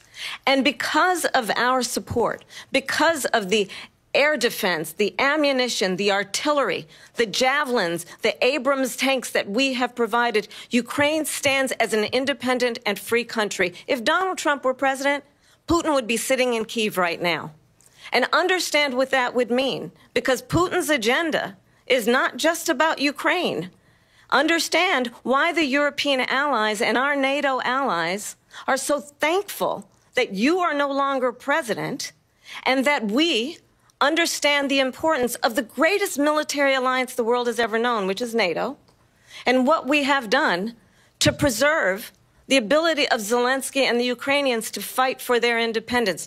Otherwise, Putin would be sitting in Kyiv with his eyes on the rest of Europe, starting with Poland. And why don't you tell the 800,000 Polish Americans right here in Pennsylvania how quickly you would give up for the sake of favor and what you think is a friendship with what is known to be a dictator who would eat you for lunch. Vice President Harris, thank you. We've heard from both of you on Ukraine tonight. Afghanistan came up in the last hour. I wanted her to respond to something you said earlier, and please, I'll give you a minute here. Putin would be sitting in Moscow, and he wouldn't have lost 300,000 men and women, but he would have been sitting in Moscow. Quiet, please. He would have been sitting in Moscow much happier than he is right now. But eventually, you know, he's got a thing that other people don't have. He's got nuclear weapons. They don't ever talk about that. He's got nuclear weapons. Nobody ever thinks about that. And eventually, maybe he'll use them, and maybe he hasn't been that threatening. But he does have that, something we don't even like to talk about. Nobody likes to talk about it. But just so you understand, they sent her to negotiate peace before this war started. 3 days later, he went in and he started the war because everything they said was weak and stupid. They said the wrong things. That war should have never started. She was the emissary. They sent her in to negotiate with Zelensky and Putin, and she did. And the war started 3 days later. And that's the kind of talent we have with her. She's worse than Biden. In my opinion, I think he's the worst president in the history of our country. She goes down as the worst vice president in the history of our country. But let me tell you something. She is a horrible negotiator. They sent her in to negotiate. As soon as they left, Putin did the invasion. President Trump, thank you. You did bring up something. You said she went to negotiate with Vladimir Putin. Vice President Harris, have you ever met Vladimir Putin? Can you clarify tonight? Yet again, I said it at the beginning of this debate, you're going to hear a bunch of lies coming from this fellow. And that is another one. When I went to meet with President Zelensky, I've now met with him over 5 times. The reality is it has been about standing as America always should, as a leader upholding international rules and norms, as a leader who shows strength, understanding that the alliances we have around the world are dependent on our ability to look out for our friends and not favor our enemies because you adore strongmen instead of caring about democracy. And that is very much what is at stake here. The President of the United States is commander-in-chief. And the American people have a right to rely on a president who understands the significance of America's role and responsibility in terms of ensuring that there is stability and ensuring we stand up for our principles and not sell them for the benefit of personal flattery. We've talked about Ukraine and Vladimir Putin. I do want to talk about Afghanistan. It came up in the first hour of this debate. I want to move on to Afghanistan. Stoltenberg said Trump did the most amazing thing I've ever seen. He got these countries, the 28 countries at the time, to pay up. He said, I've never seen. He's the head of NATO. He said, I've never seen. For years, we were paying almost all of NATO. We were being ripped off by European nations, both on trade and on NATO. I got them to pay up by saying one of the statements you made before, if you don't pay, we're not going to protect you. President Otherwise, Trump. we would have never gotten it. He said it was one of the most incredible jobs that he's ever seen done. Thank you. I want to turn to Afghanistan. It came up in the first hour of the debate, and we witnessed a poignant moment today on Capitol Hill, honoring the soldiers who died in the chaotic withdrawal from Afghanistan. I do want to ask the Vice President, do you believe you bear any responsibility in the way that withdrawal played out? Well, I will tell you, I agreed with President Biden's decision to pull out of Afghanistan. 4 presidents said they would, and Joe Biden did. And as a result, America's taxpayers are not paying the $300 million a day we were paying for that endless war. And as of today, there is not one member of the United States military who is in active duty in a combat zone in any war zone around the world, the first time this century. But let's understand how we got to where we are. Donald Trump, when he was president, negotiated one of the weakest deals you can imagine. He calls himself a deal maker. Even his national security advisor said it was a weak, terrible deal. And here's how it went down. He bypassed the Afghan government. He negotiated directly with a terrorist organization called the Taliban. The negotiation involved the Taliban getting 5,000 Taliban terrorists released. And get this, and the president at the time invited the Taliban to Camp David, a place of storied significance for us as Americans, a place where we honor the importance of American diplomacy, where we invite and receive respected world leaders. And this former president, as president, invited them to Camp David because he does not, again, appreciate the role and responsibility of the President of the United States to be commander-in-chief with a level of respect. And this gets back to the point of how he has consistently disparaged and demeaned members of our military, fallen soldiers, and the work that we must do to uphold the strength and the respect of the United States of America around the world. Vice President Harris, thank you. President Trump, your response to her saying that you began the negotiations with the Taliban. So, if you take a look at that period of time, the Taliban was killing our soldiers, a lot of them, with snipers. And I got involved with the Taliban because the Taliban was doing the killing. That's the fighting force within Afghanistan. They don't bother doing that because, you know, they deal with the wrong people all the time. But I got involved. And Abdul is the head of the Taliban. He is still the head of the Taliban. And I told Abdul, don't do it anymore. You do it anymore, you're going to have problems. And he said, why do you send me a picture of my house? I said, you're going to have to figure that out, Abdul. And for 18 months, we had nobody killed. We did have an agreement negotiated by Mike Pompeo. It was a very good agreement. The reason it was good, it was we were getting out. We would have been out faster than them, but we wouldn't have lost the soldiers. We wouldn't have left many Americans behind, and we wouldn't have left $85 billion worth of brand new, beautiful military equipment behind. And just to finish, they blew it. The agreement said you have to do this, this, this, this, this, and they didn't do it. They didn't do it. The agreement was terminated by us because they didn't do what they were supposed to do. I want to move on. And these people did the worst withdrawal and, in my opinion, the most embarrassing moment in the history of our country. And by the way, that's why Russia attacked Ukraine, because they saw how incompetent she and her boss are. President Trump, thank you. I want to move on now to race and politics in this country. Mr. President, you recently said of Vice President Harris, quote, I didn't know she was black until a number of years ago when she happened to turn black, and now she wants to be known as black. I want to ask a bigger picture question here tonight. Why do you believe it's appropriate to weigh in on the racial identity of your opponent? I don't, and I don't care. I don't care what she is. I don't care. You make a big deal out of something. I couldn't care less. Whatever she wants to be is okay with me. But those were your words, so I'm asking... I don't know. I mean, all I can say is I read where she was not black, that she put out, and I'll say that. And then I read that she was black, and that's okay. Either one was okay with me. That's up to her. That's up to her. Vice President Harris, your thoughts on this? I think it's, I mean, honestly, I think it's a tragedy that we have someone who wants to be president who has consistently, over the course of his career, attempted to use race to divide the American people. You know, I do believe that the vast majority of us know that we have so much more in common than what separates us, and we don't want this kind of approach that is just constantly trying to divide us, and especially by race. And let's remember how Donald Trump started. He was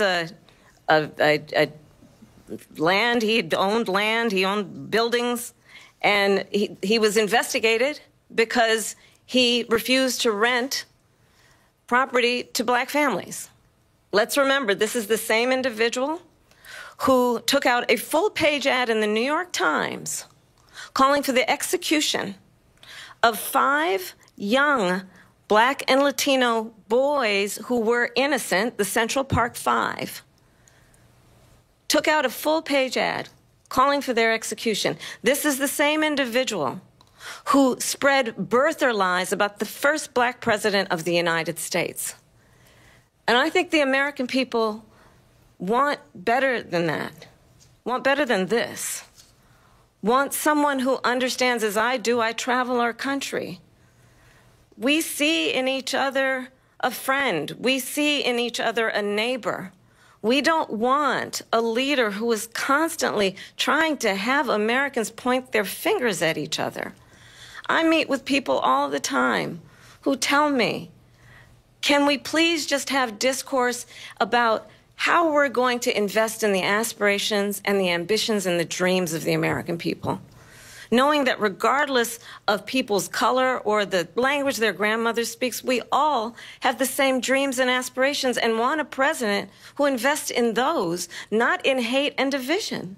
Vice President Harris, thank you. Lindsay? President Trump, this is now your third time.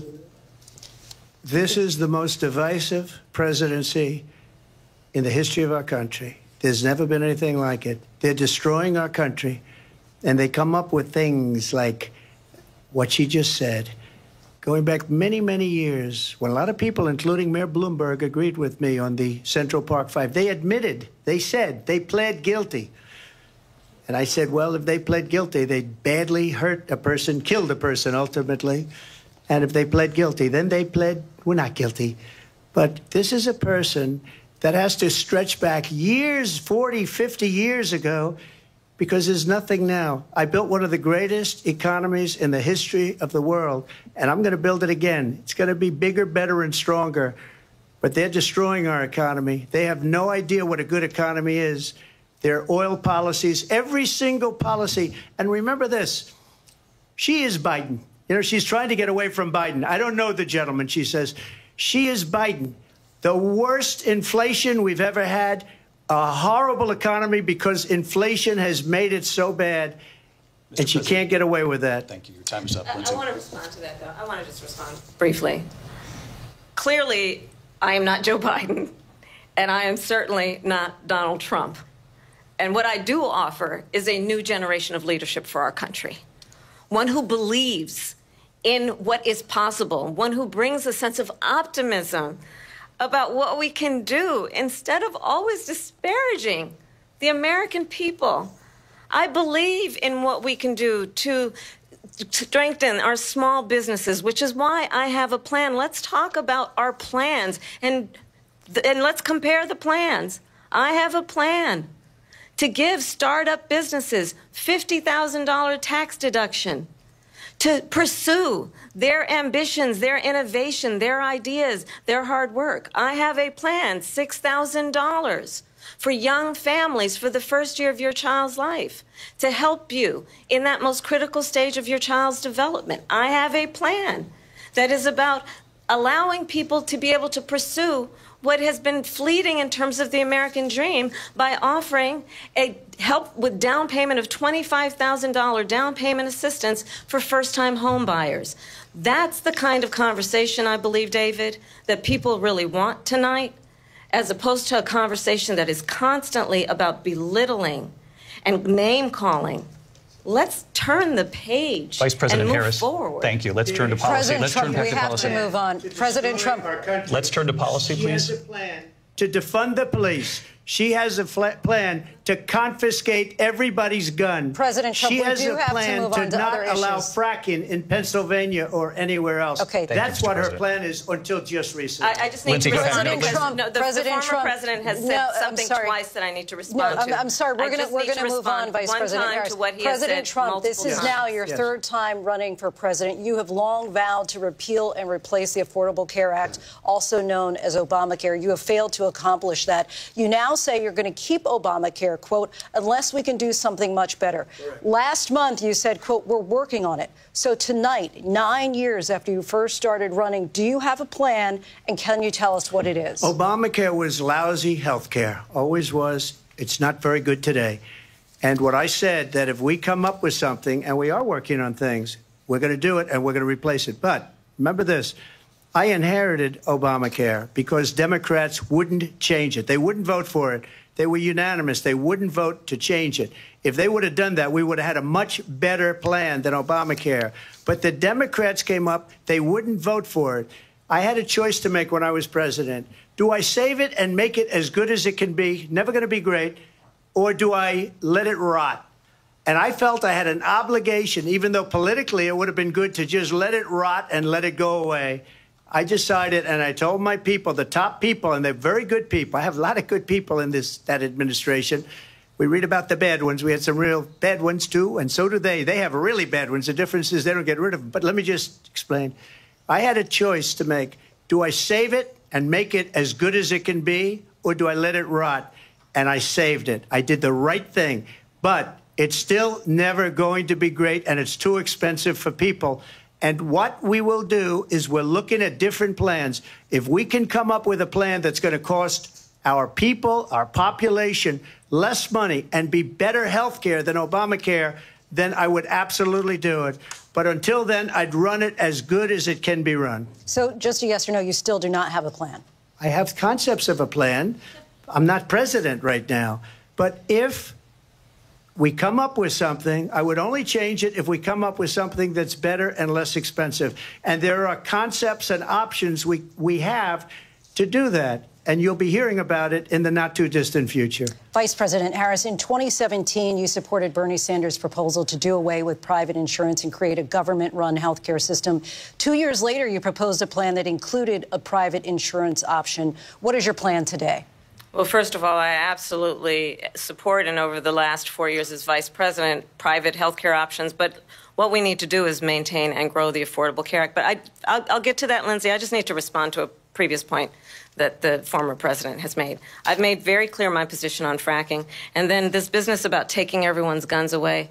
Tim Walz and I are both gun owners. We're not taking anybody's guns away. So stop with the continuous lying about this stuff.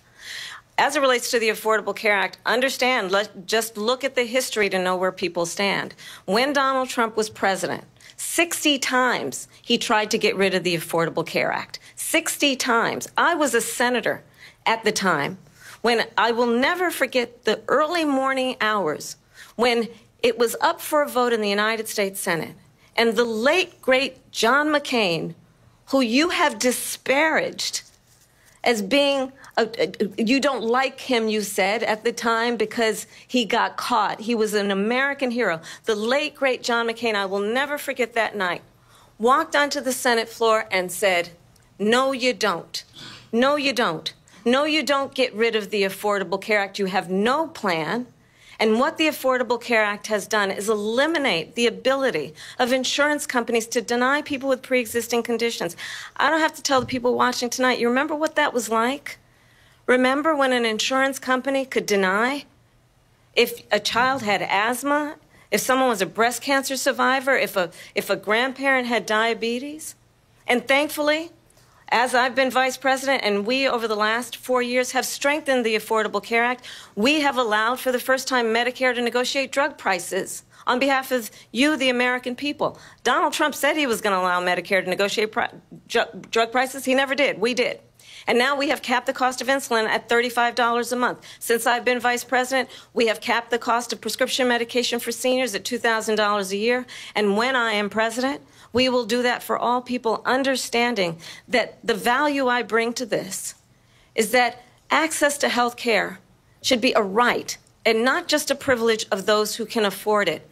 And the plan has to be to strengthen the Affordable Care Act, not get rid of it. Vice President Harris, in terms of where Donald Trump stands on that. I want to move to an issue that's important for a lot of... She made a mistake. Number one, John McCain fought Obamacare for 10 years. But it wasn't only him. It were all of the Democrats that kept it going. And you know what? We can do much better than Obamacare, much less money. But she won't improve private insurance for people, private medical insurance. That's another thing she doesn't want to get. People are paying privately for insurance that have worked hard and made money, and they want to have private. She wants everybody to be on government insurance where you wait 6 months for an operation that you need immediately. President Trump, thank you. We have another issue that we'd like to get to that's important for a number of Americans, in particular younger voters, and that's climate change. President Trump, with regard to the environment, you say that we have to have clean air and clean water. Vice President Harris, you call climate change an existential threat. The question to you both tonight is, what would you do to fight climate change? And Vice President Harris, we'll start with you. 1 minute for you each. Well, the former president had said that climate change is a hoax. And what we know is that it is very real. You ask anyone who lives in a state who has experienced these extreme weather occurrences, who now is either being denied home insurance or it's being jacked up. You ask anybody who has been the victim of what that means in terms of losing their home, having nowhere to go. We know that we can actually deal with this issue. The young people of America care deeply about this issue.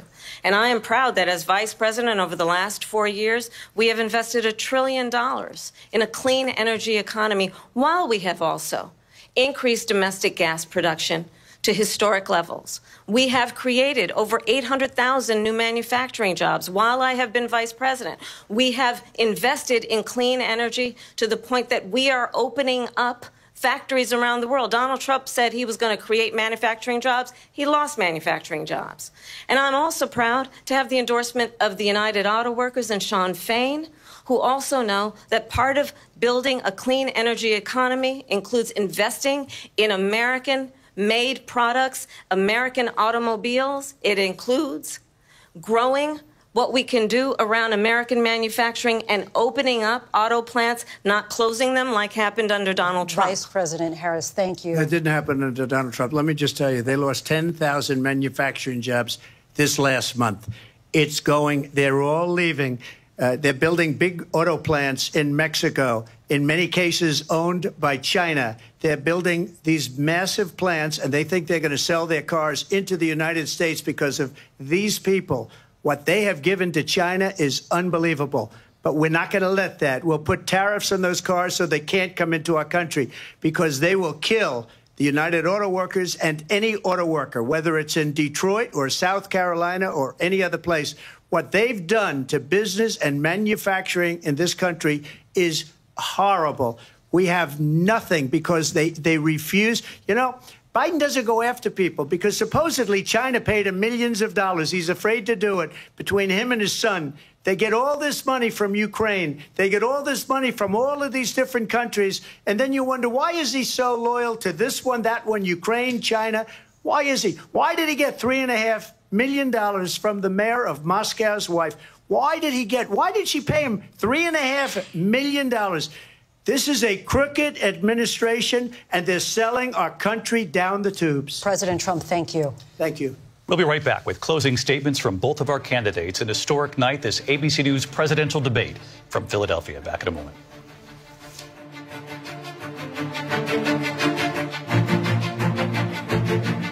The ABC News presidential debate will continue after this. Baywatch is a fantasy. Baywatch was sexy. Baywatch was the #1 show in the world. When you hear that theme song, I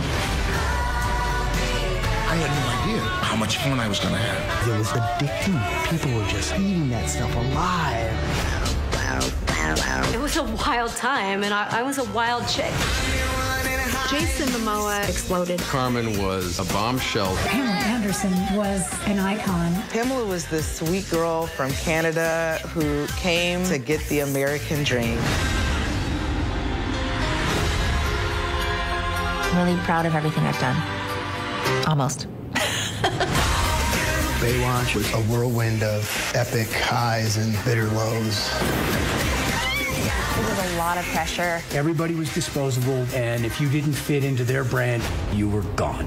Greed, lust, fame. Everyone likes to watch sexy things. Betrayal is one of the hardest types of trauma to overcome. This is her knight in shining armor. Everything felt right. All of a sudden, I found this hidden folder. I opened it. I don't think I can say it. I'm sorry. It's shocking. My stomach just dropped. He just really didn't think I had it in me to do something. So I did. Betrayal, A Father's Secret, the all-new season on Hulu. You're 24. He's 54. Yeah. It just seemed like I had met my soulmate. You fired 4 times. Friday, 2020 is all new. The 32-year-old former ballerina, the center of the so-called Black Swan trial. Here we go. You haven't spoken out before. Why did you decide to talk now? The stunning all-new 2020 premieres Friday at 9/8 Central on ABC. Nominations, mornings, evenings, late night, weekends, streaming 24/7, 40 Emmy nominations. Thank you for making ABC News America's #1 news. Get ready, America, every Friday. The hottest trends, styles, and must-have. What's the right stuff to buy right now? I really love that. It's time to buy the right stuff. Yes! And save big time, too. The right stuff. Fridays on GMA. You're going to love it. This is Impact by Nightline. Are you kidding me? My sense was that everybody around him was afraid of him. Brittany describes having a secret abortion that not even her family knew about. What's going on with Kate? What is the relationship like between Harry and William today? What did people start to say? You look great. Are you on Ozempic? I told the kids, I said, I'm not even gonna let you eat breakfast until you get your chores done. She talks about tough love and harsh punishment. No, it's abuse. I think Scott Peterson murdered his wife and his child. Prove me wrong. Do you feel the church accepted abuse? Yep, that's him. Yep. Ready? Does your church protect sexual predators? How do you top the most watched season yet? Fabulous. It's a bit erotic, a bit exotic. You have no idea. Impact by Nightline. The all-new season premieres this September, only on Hulu. If you were coming of age in the 1980s, the Brat Pack was near the center of your cultural awareness. But for those of us experiencing it from the inside, the Brat Pack was something very different. If you could have the Brat Pack name not exist, would you? I hated the Brat Pack. What a disaster. Why did we take it as an offense? Andrew? I'm not gonna say we were the Beatles or anything. Well, we didn't fill Shea Stadium. 1985? I think we could have. Let's go. We are heading into the unknown. Oh my gosh. We just saw what no one has seen before. Hammer, hammer, hammer. It doesn't get any more cutting edge than this.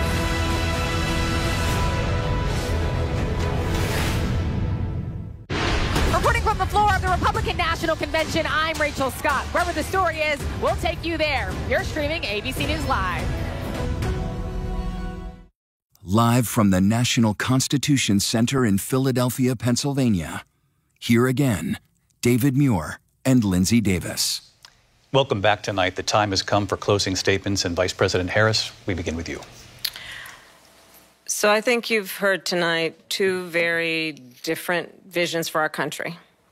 One that is focused on the future, and the other that is focused on the past, and an attempt to take us backward.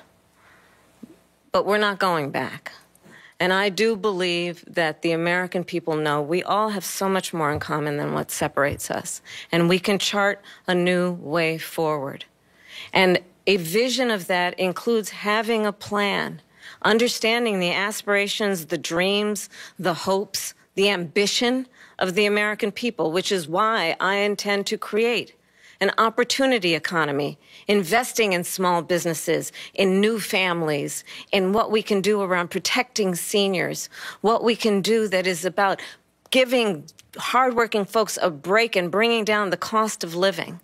I believe in what we can do together that is about sustaining America's standing in the world and ensuring that we have the respect that we so rightly deserve, including respecting our military and ensuring we have the most lethal fighting force in the world. I will be a president that will protect our fundamental rights and freedoms, including the right of a woman to make decisions about her own body and not have her government tell her what to do. I'll tell you, I started my career as a prosecutor. I was a DA, I was an attorney general, a United States senator, and now vice president. I've only had one client, the people. And I'll tell you, as a prosecutor, I never asked a victim or a witness, are you a Republican or a Democrat? The only thing I ever asked them, are you okay? And that's the kind of president we need right now. Someone who cares about you and is not putting themselves first. I intend to be a president for all Americans and focus on what we can do over the next 10 and 20 years to build back up our country by investing right now in you, the American people. Vice President Harris, thank you. President Trump? So she just started by saying she's going to do this, she's going to do that, she's going to do all these wonderful things. Why hasn't she done it? She's been there for 3.5 years. They've had 3.5 years to fix the border. They've had 3.5 years to create jobs and all the things we talked about. Why hasn't she done it? She should leave right now, go down to that beautiful White House, go to the Capitol, get everyone together and do the things you want to do, but you haven't done it, and you won't do it because you believe in things that the American people don't believe in. You believe in things like We're not going to frack. We're not going to take fossil fuel. We're not going to do things that are going to make this country strong, whether you like it or not. Germany tried that, and within 1 year, they were back to building normal energy plants. We're not ready for it. We can't sacrifice our country for the sake of bad vision. But I just ask one simple question. Why didn't she do it? We're a failing nation. We're a nation that's in serious decline. We're being laughed at all over the world. All over the world, they're laughed. I know the leaders very well. They're coming to see me. They call me. We're laughed at all over the world. They don't understand what happened to us as a nation. We're not a leader. We don't have any idea what's going on. We have wars going on in the Middle East. We have wars going on with Russia and Ukraine. We're going to end up in a third world war, and it'll be a war like no other because of nuclear weapons, the power of weaponry. I rebuilt our entire military. She gave a lot of it away to the Taliban. She gave it to Afghanistan. What these people have done to our country, and maybe toughest of all, is allowing millions of people to come into our country. Many of them are criminals, and they're destroying our country. The worst president, the worst vice president in the history of our country. President Trump, thank you. And that is our ABC News presidential debate from here in Philadelphia at the National Constitution Center. I'm Lindsay Davis. And I'm David Muir. Thank you for watching here in the U.S. and all over the world, and from all of us here at ABC News. Good night. Thank you. And we are here live on ABC with our post-debate comments. I'm Martha Raddatz. It was a lively debate from the economy to abortion to Afghanistan. They had it all, and it was historic, John Karl, fiery. Wow. Wow. Wow. That was quite a debate. And I'm Jonathan Karl here with, of course, Mary Bruce and Rachel Scott. Our reporters across the news division have been updating our live blog, looking at some of the allegations made back and forth, doing fact checks. You can find all of that on abcnews.com. But I would like to replay the moment at the very start of this debate, because it was quite a moment. The handshake. And if you look, Harris. Let's have a good debate. See you. Have fun. Thank you. I mean, Welcome quite a to moment. you, First of all, because we hadn't seen a handshake. We hadn't seen a handshake in a long time. And she initiated that one. And yes, she did. I mean, not only did she initiate it, she walked over to him and sought him out, put the hands out, and also made the first words. And probably had a plan if he hadn't put his hand out either. Interesting. So Martha, bottom line, what did you think? I think clearly what Kamala Harris wanted to do was be the candidate of hope, the candidate of the future. Donald Trump seemed angry within 4 minutes. I think we saw him going from very serious at the beginning, never really seemed to look at her, to just angry. I mean, really yelling at some points, trying to make his points. I don't think we heard a lot of policy and plans on either side of that, despite those questions over and over again. But what you had was that optic. You had Kamala Harris looking over, baiting him again and again and again. The microphones were muted when they weren't speaking, but many times she didn't need a microphone. You watch Donald Trump get mad, scowl through things. And, you know, John, we were all talking leading up to this about how this would go, what Donald Trump you would see. I think he had a plan for talking about what he saw as a next term, but then he was talking about rumors about people eating their neighbors' pets. So it really devolved into that. I mean, look, Kamala Harris didn't really explain some of the big questions that were out there about why she changed her policy views on so many things. Part of the reason is Donald Trump really was not effective in bringing the debate to her. I agree with you. I think that he looked not just angry, but also rattled. And in contrast, Harris, who, again, much of the world doesn't know, Harris looked like she belonged on the stage, looked like she is somebody that could serve as president. And that is certainly how the campaign is feeling tonight. I can tell you, the Harris campaign feels very good. They feel they had a very strong night, that she was in command, that she did look presidential, and that she was able, they feel, to hold Donald Trump accountable for his actions. And of course, that was their goal going into this, that she would be able to put Donald Trump's record under a microscope. And they feel that the strongest example of that was that exchange on abortion, where she was able really to blame Donald Trump directly to his face. I mean, she said, what you are putting women through is unconscionable. Yes, she goaded him. She flat out trolled him many times, got him off message, but she also talked directly to voters, even inviting them to a Trump rally to underscore that central argument in her campaign that she says he's only out for himself, that she argues she's out for the American people. Rachel? Yeah, well, look, the Trump campaign is going to be seizing on the fact that Vice President Kamala Harris did not do a great job today really explaining her policy shifts, right? And that is what they have been seizing on. They're really trying to define her for voters when voters have a lot of questions about her policy positions. At the same time, though, almost every single thing that Vice President Kamala Harris said tonight got under Trump's skin. And that is exactly what his allies and his advisors did not want to see. I can tell you, I do not think that part of Donald Trump's debate prep was people eating dogs in Springfield or comparing rally sizes. They wanted him to stay focused on the issues, especially the ones that he has an edge on Harris, economy and immigration. I mean, you want to get under Donald Trump's skin, you question the people at his rallies. And that was something else. Martha, you have? I have with us right now Governor Tim Walz, of course, the Democratic vice presidential candidate. Welcome, Governor Walz. How are you feeling? What's your reaction to the debate tonight?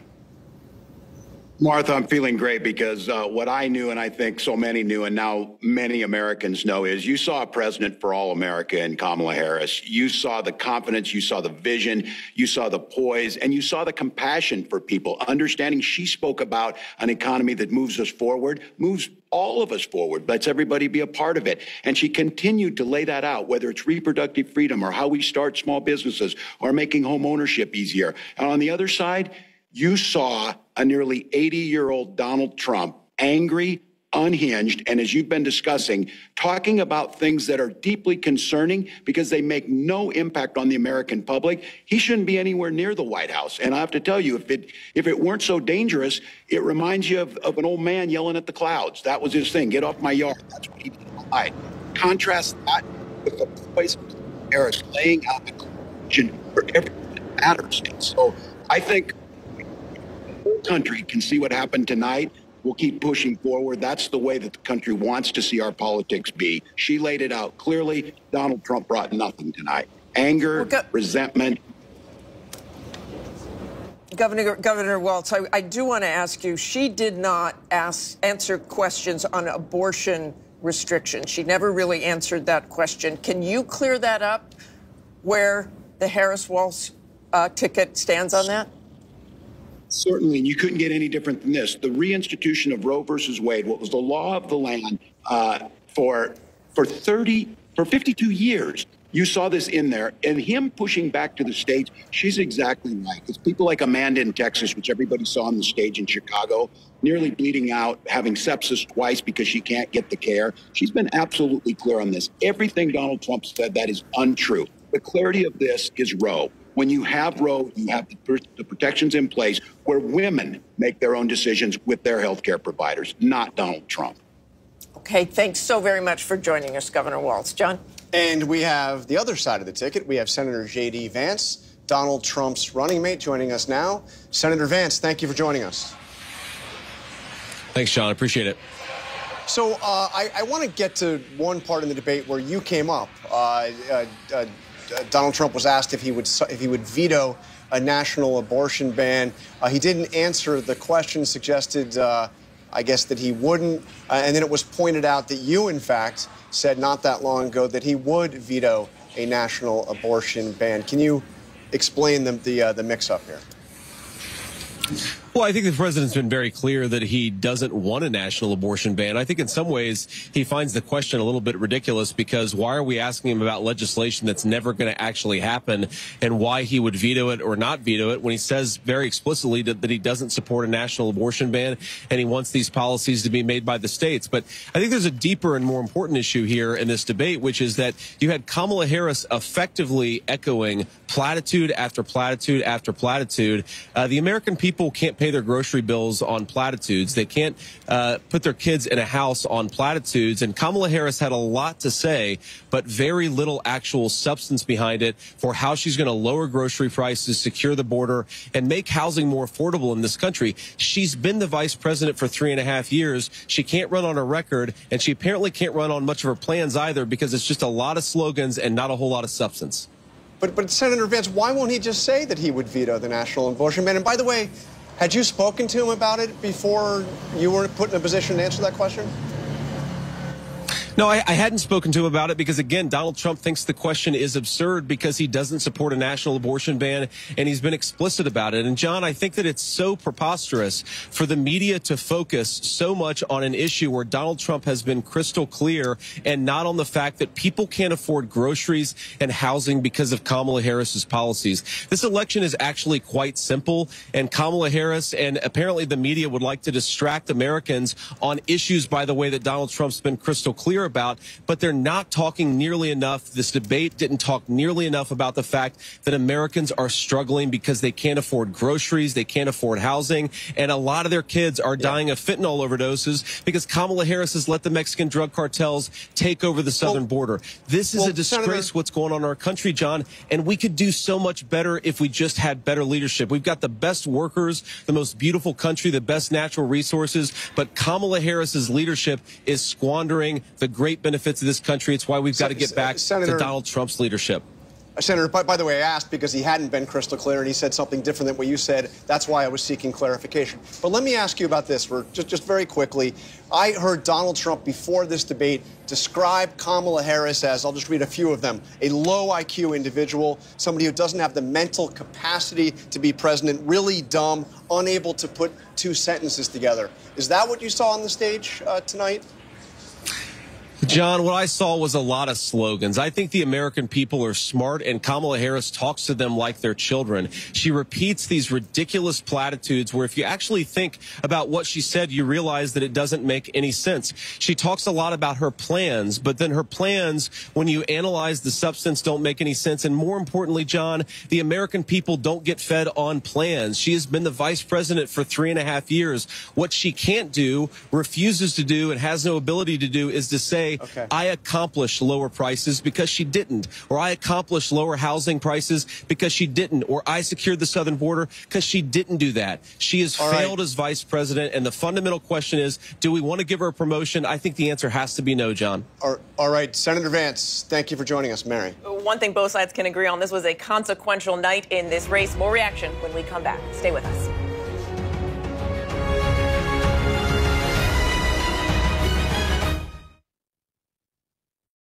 You're 24. He's 54. Yeah.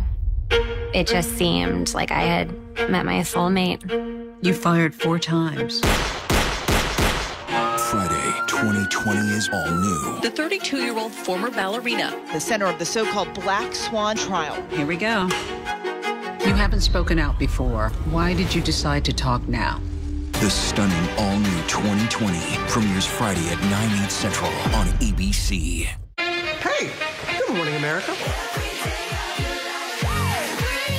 Good morning, America. Good morning, America. Are you ready? They are ready. Covering the biggest events in the country right now. There's a lot going on here this morning.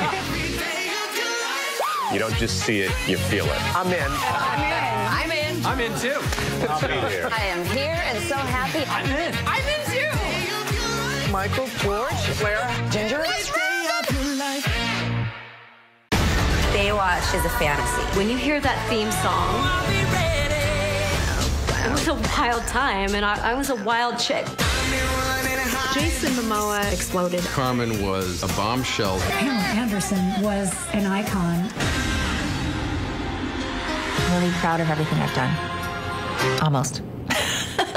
Baywatch was a whirlwind of epic highs and bitter lows. Everyone likes to watch sexy things. Let's go. The ship is incredible. It feels like living in a science fiction movie. We just saw what no one has seen before. Wow, look at that. Oh my gosh. Well, dead ahead. We are heading into the unknown. Hammer, hammer, hammer. It doesn't get any more cutting edge than this.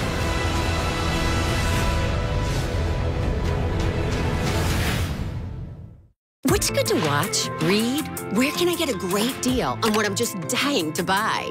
Oh, it's all right here. GMA Life. All the exclusive and buzziest celebrity good stuff. Deals and steals with amazing savings and the coolest lifestyle tips from Good Morning America. I love that so much. GMA Life. Streaming weekends on ABC News Live. Your weekend just got a little better with GMA Life. Traveling with the president in Paris, I'm Mary Bruce. Wherever the story is, we'll take you there. You're streaming ABC News Live. Let's go. The ship is incredible. It feels like living in a science fiction movie. We just saw what no one has seen before. Wow, look at that. Oh my gosh. Well, dead ahead. We are heading into the unknown. Hammer, hammer, hammer. It doesn't get any more cutting edge than this.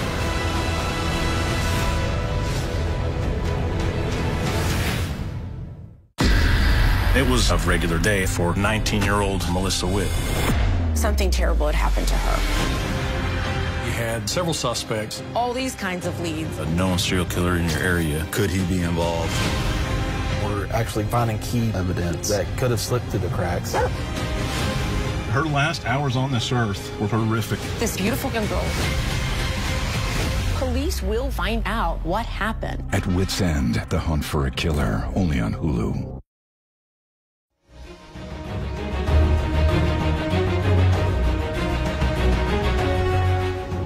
We're back now here at the National Constitution Center in Philadelphia and with Chris Christie. So, Governor Christie, you heard the debate, remarkable debate. Bottom line, what'd you think? She was exquisitely well prepared. She laid traps, and he chased every rabbit down every hole instead of talking about the things that he should have been talking about. This is the difference between someone who's well prepared and someone who's unprepared. Whoever did debate prep for Donald Trump should be fired. He was not good tonight at all.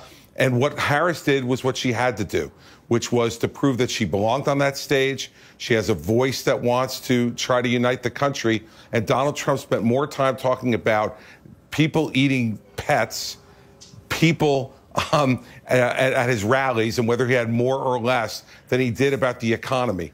And that is a huge fail tonight. I think what we're going to see is that Kamala Harris is now being seen by a lot of voters as a potential president. That's what she needed to accomplish tonight.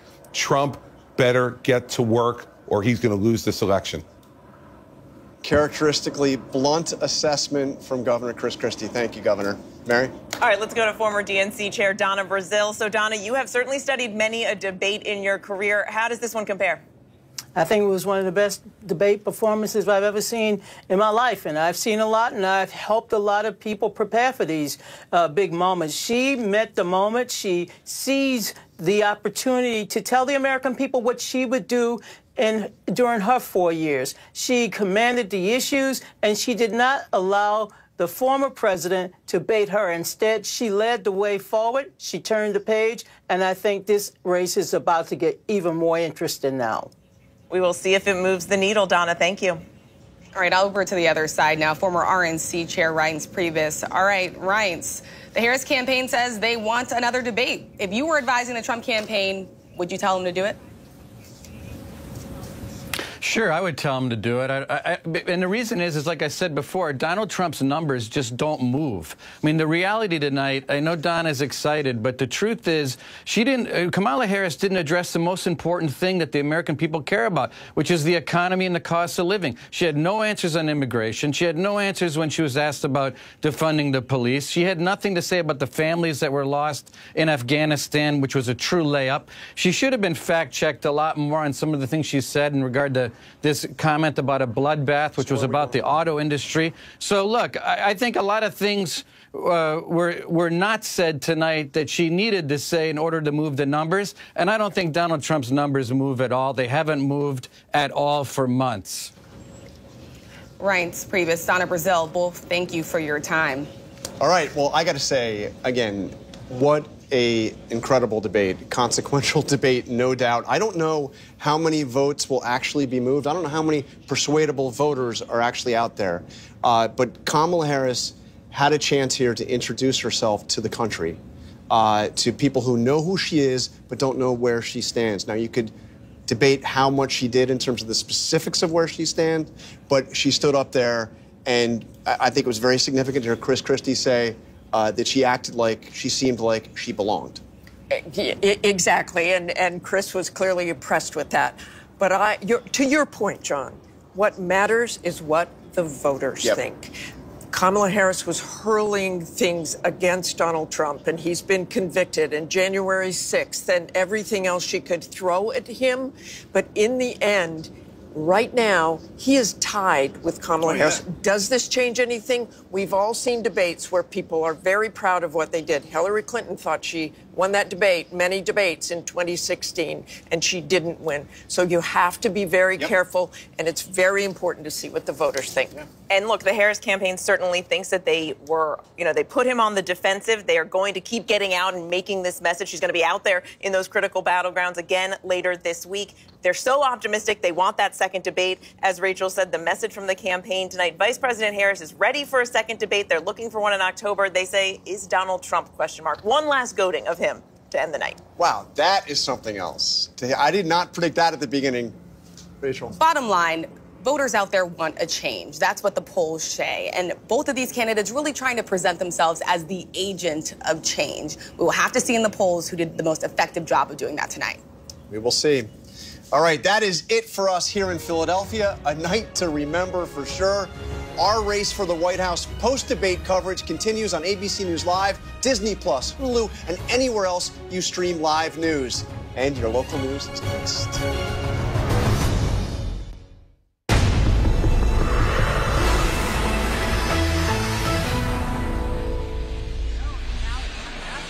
And thank you so much for joining us on this special edition of ABC News Live, the race for the White House. I'm Whit Johnson. We are live from the spin room here in Philadelphia. You can see all the people gathering and the spin that's going on behind me after that historic face-off between former President Donald Trump and Vice President Kamala Harris.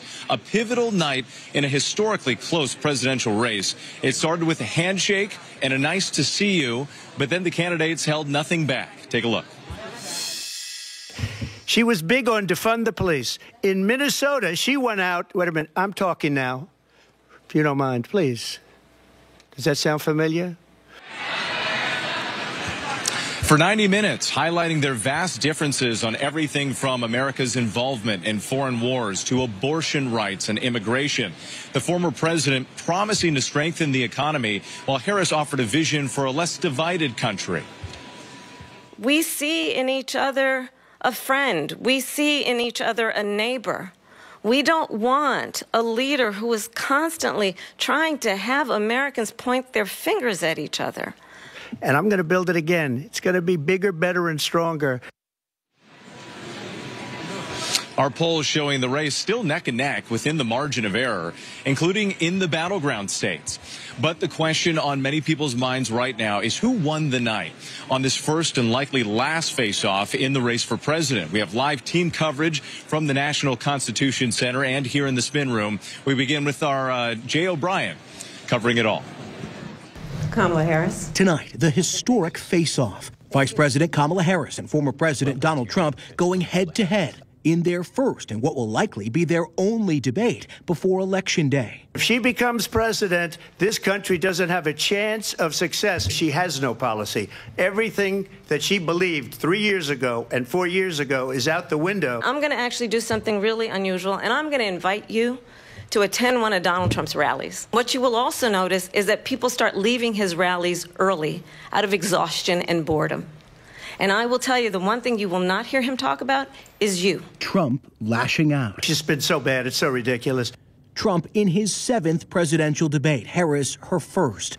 I have talked with military leaders, some of whom worked with you, and they say you're a disgrace. The candidates clashing on major issues like the economy. Let's talk about what Donald Trump left us.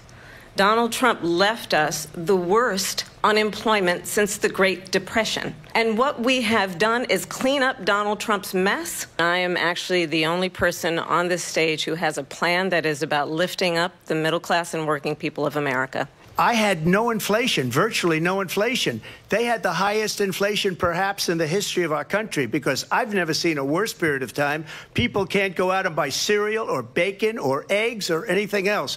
The people of our country are absolutely dying with what they've done. They've destroyed the economy. Abortion. And I pledge to you, when Congress passes a bill to put back in place the protections of Roe v. Wade, as President of the United States, I will proudly sign it into law. But understand, if Donald Trump were to be reelected, he will sign a national abortion ban. Well, there she goes again. It's a lie.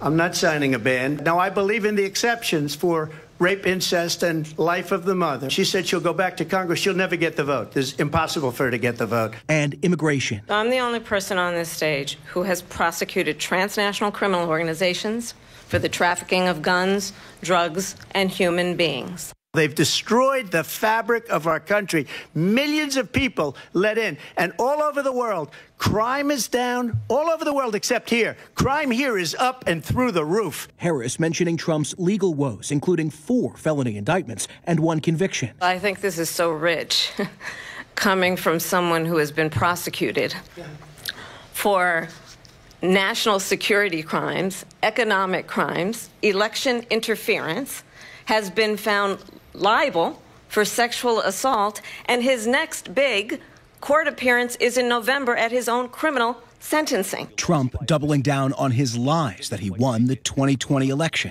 Are you now acknowledging that you lost in 2020? No, I don't acknowledge that at all. But I you said did that say sarcastically. That. You know that. It was said, oh, we lost by a whisker. That was said sarcastically. Donald Trump was fired by 81 million people.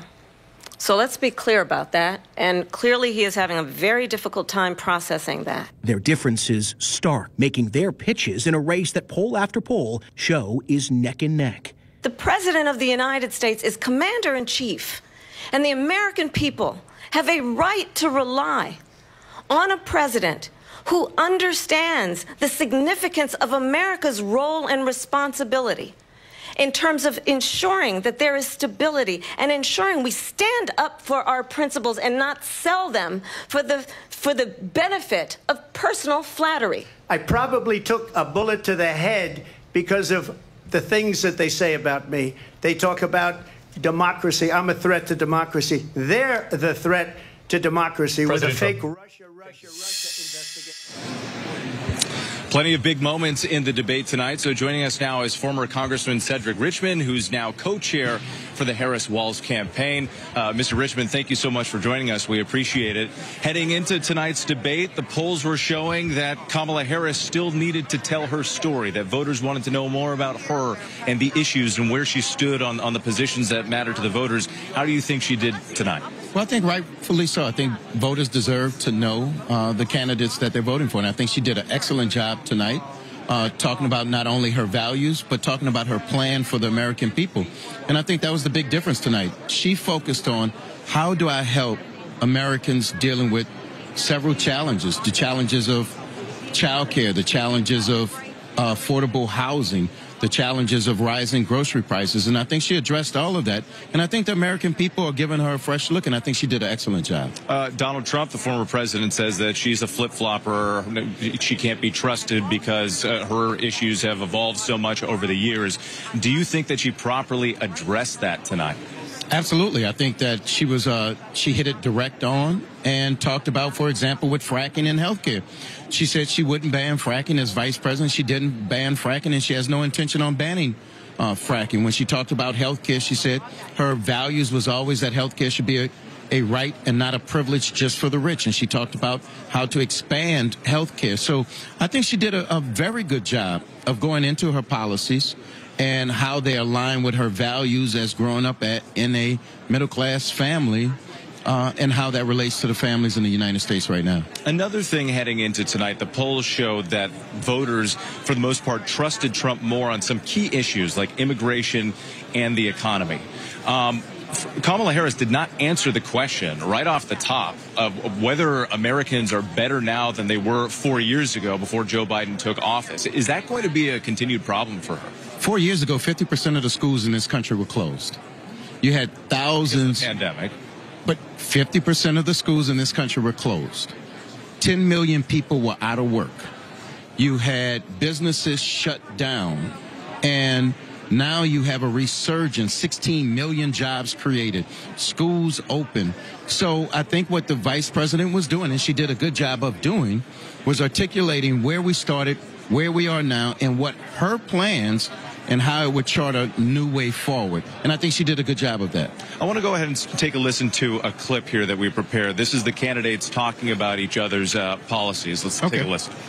I don't say her because she has no policy. Everything that she believed 3 years ago and 4 years ago is out the window. She's going to my philosophy now. In fact, I was going to send her a MAGA hat. So that's, again, to that same narrative here, the Trump team trying to define her. Do you believe, are you confident that she is able to change this narrative going forward? Clearly, the voters still want to know more about her. They want to know where she stands. Do you think that she's going to be able to do that in the days and weeks ahead? Yeah, I think she did a great job of it tonight. And part of what a debate is, it's a compare and contrast. And I think that she talked about our values, and I think he talked about himself. He's still stuck thinking he won the 2020 election. In fact, that was the lowest point on the dials when he still rehashed that he won the election in 2020. Her highest point on the dial is when she talked about she was going to be a president for all of America, that she was going to work hard to improve the quality of life of everybody in this country. And I think that she did a great job tonight, and she's willing to keep doing it, and she's going to keep showing people who she is, and who she's fighting for, and that's the American people. Former Congressman Cedric Richmond, thank you for your time tonight. Appreciate it. Thanks for having me. All right. Let's turn now to our senior congressional correspondent, Rachel Scott, who is joining us right now. And Rachel, obviously, you've been on the campaign trail. You've been talking about the Trump campaign and the Harris campaign. One of the big issues, and there was a significant moment tonight, was the topic of abortion. Let's go ahead and take a listen. One does not have to abandon their faith or deeply held beliefs to agree. The government, and Donald Trump certainly, should not be telling a woman what to do with her body. So, Rachel, forgive me, a lot going on here in the spin room, but your takeaway on what we just heard right there. I know people with the Harris campaign are saying that that was a strong moment for her. Yeah, it looks awfully busy in that spin room behind you, but I know a lot of those surrogates there for the Harris campaign and for the Trump campaign are going to be getting questions about this because this is going to be a critical defining issue in this election. Look, abortion rights could be on the ballot in as many as 12 states, including several key battlegrounds. And this is why you have Harris, who has been the leading voice on this issue for the Biden administration, really taking it to the former president, who has been sort of all over the map on where he stands. Look, his record is clear. He appointed 3 of the 5 Supreme Court justices that overturned Roe versus Wade. At the same time today, when he was pressed on his stance, even what his own running mate has said, that he would veto a national abortion ban, you heard the former president not even committing to that. And so Harris does see this as a very effective line of attack, especially when you look at the polls. She still has that double-digit edge, especially in those battleground states among likely female voters with. And one of the areas where former President Trump has struggled is connecting to those women voters, especially those who are undecided. What is the sense, how is the Trump campaign responding to how he did on that tonight? Yeah, well, the former president's campaign insists that Harris essentially didn't necessarily go into a lot of detail about her policy positions. They continue to insist that they're doing very well among likely female voters, but they also know, Whit, that this is an area that the former president has to do some work on ahead of November. And it's a reason why you are seeing the former president really turn his focus, as he tried to say in the debate tonight, toward things like IVF. And him saying that he wants the government to provide free IVF to women in this country. It's a reason why he's trying to turn the page and focus more on women's issues, because he knows that he's behind in the polls compared to Vice President Kamala Harris. Now, whether or not he did an effective job at laying that all out tonight, I think that remains remains to be seen. I still think that tonight the former president drifted into a lot of areas that his advisors and allies just did not want him to go into. They wanted him to stay on message. They didn't want this whole back and forth over rallies and crowd size or people who are allegedly eating pets in Ohio. They wanted him to really focus on the issues with. All right, Rachel Scott, we're going to talk more about that right now. We appreciate it. Thank you. We're going to bring in Senator Marco Rubio from Florida. And that question, Marco, we're going to pick it up right there.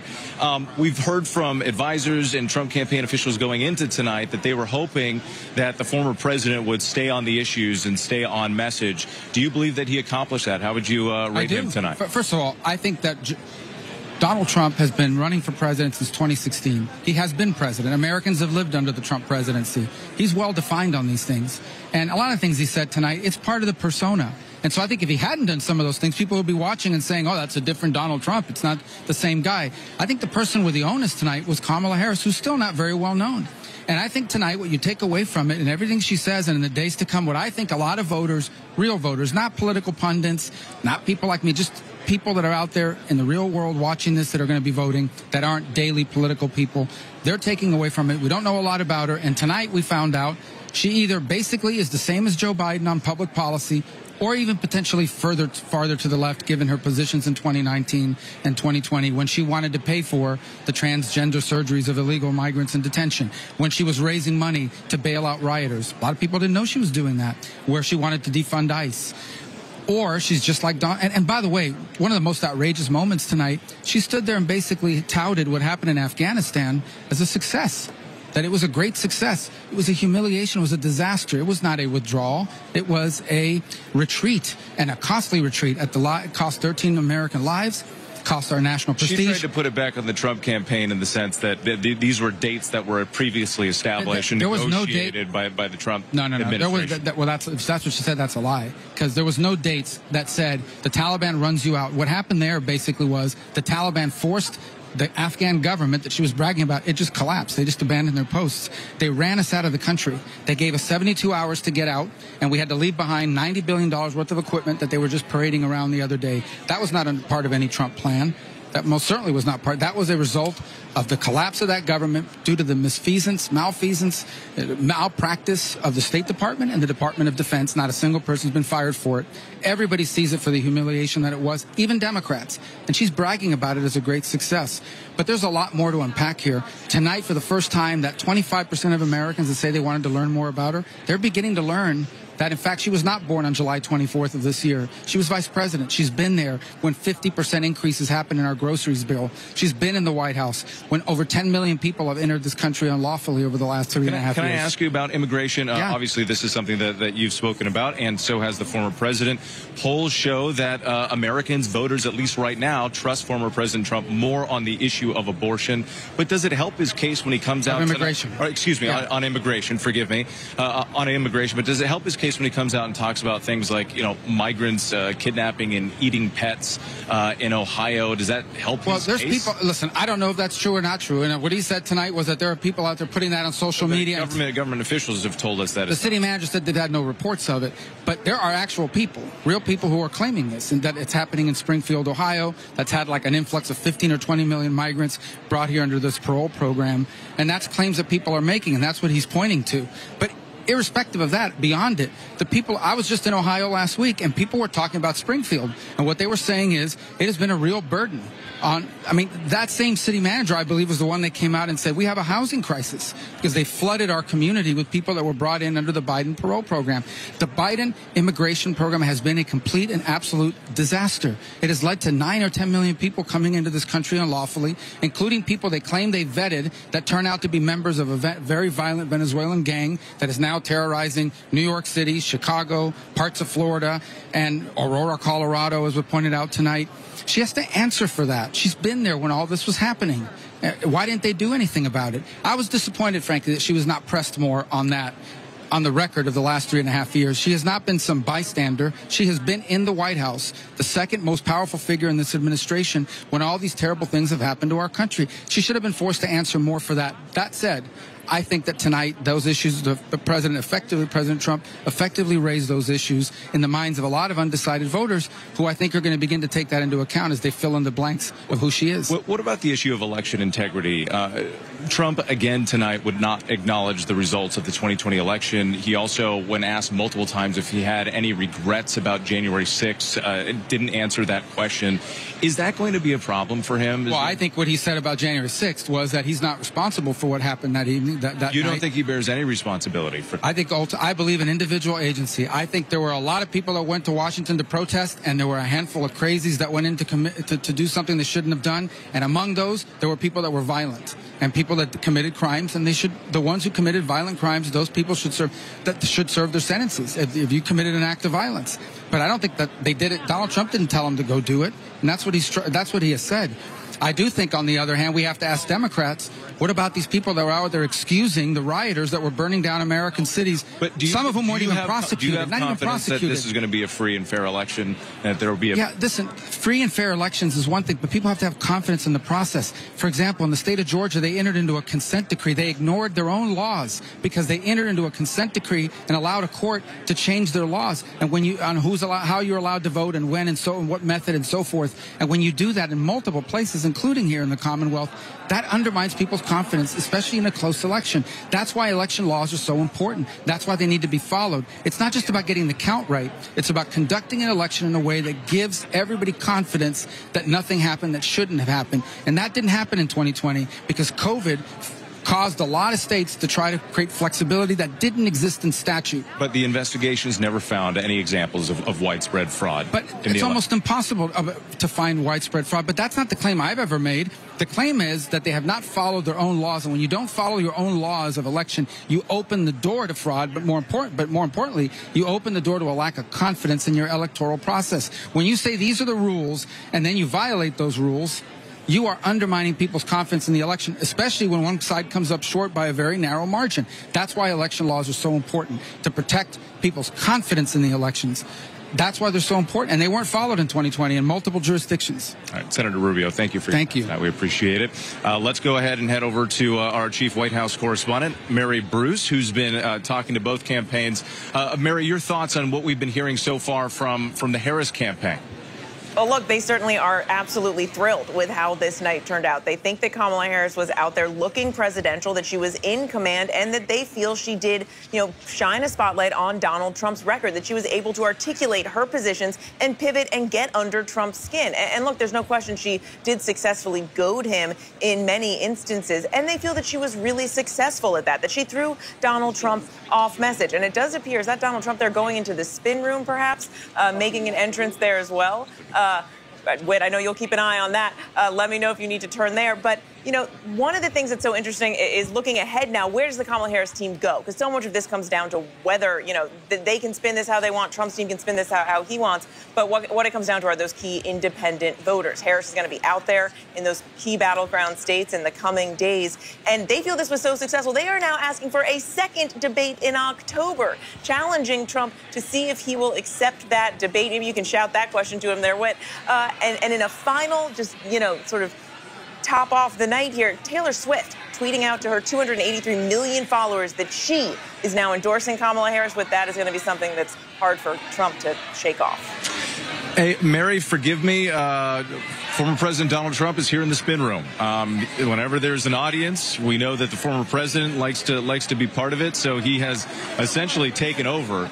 And there is a scramble here on the spin room floor. Let's go to Jay O'Brien. I think you're right there in the middle of it. Jay, what's going on? Whit, Donald Trump has just walked into the spin room here. He's walking here. Mr. Trump, we're live on ABC News here, sir. Mr. Trump. I think he's about to talk. Whit, here we go. So we thought it was our best debate ever. It was my best debate ever, I think. And it was very interesting. It showed how weak they are, how pathetic they are, and what they're doing to destroy our country and the border with foreign trade, with everything. And I think it was the best debate I've ever personally that I've had. We're getting polls that show 92 to 6, 88 to 11. We're having a lot of great polls that just came out. They're polls, I guess, phone polls and lots of other polls, but you see the polls. A very important debate Now, she wants to do another one because she got beaten tonight, but I don't know if we're going to do another one. I wouldn't mind. Did she get into your head tonight, sir? The polls are indicating that we got 90%, 60%, 72%, 71%, and 89%. So the polls are very good, but beyond the polls, I felt very good. I had a good time doing it. I hate to speak about our country so negatively, but that's what happened. They've ruined our country. They've destroyed our country. So I hope you're all having a good time. But it was a very interesting evening. Yeah, go ahead. If you're so confident you won tonight, why are you here? Why not let the performance speak for itself? Well, I think it did. But people said, would I come here? And I made an obligation to a couple of people that I'm going to do their show. But it was I thought it was a great night. Mr. President, you talked to... I have no idea. Mr. President, when Republicans are complaining about moderators, does that mean that it wasn't a good night? Were you not prepared? No, I thought the moderators were very unfair, but it basically was 3-on-1. But I thought they were very unfair, the moderators. Everybody did. But despite that, they're saying that the debate was a big debate. Were you prepared for that kind of debate? Yeah, I assume the moderators would be bad because that right there is the worst of all the news networks, in my opinion, and it always has been. Yeah. Why won't you commit to a second debate with Kamala Harris? She wants a second debate because she lost tonight very badly. So they immediately called for a second debate because they lost. So we'll, think about that. But she immediately called for a second. Look, we're looking at polls. We're looking at polls. The worst poll that we've had was 71 that I see. 71% to like 24 or 25%. Well, we'll look at it. All right, Whit, so if you still have me, he's walked a little bit away from our camera. Now he's at the edge there. You won't be able to hear him well. But one of the things you did hear was a question just asked by our Catherine Faulders asking, why not commit to another debate if you believe that you won? He said he believes he won this debate, but then he was also asked, why be here in the spin room spinning about this debate if it's a debate that you believe was a clean win? We're going to try to get you as close as we can to Donald Trump, but I don't think you're going to be able to hear. Let me try to get my mic in there and see if you can hear Whit if you're still going through my camera here. Yeah, we're listening. Let's see what we can hear. I thought it was my best debate. I had great debates. I thought this was my best debate.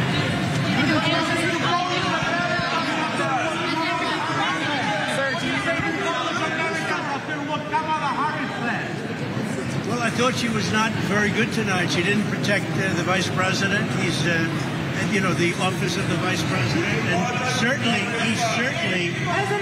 if you take a look at it, she was terrible with respect to the president. She's trying to get herself away from Biden, and she wasn't able to do that tonight. I think it was a big thing. They wanted to disassociate with Biden, and they weren't able to do it. What did you think about that? Mr. President! Mr. President!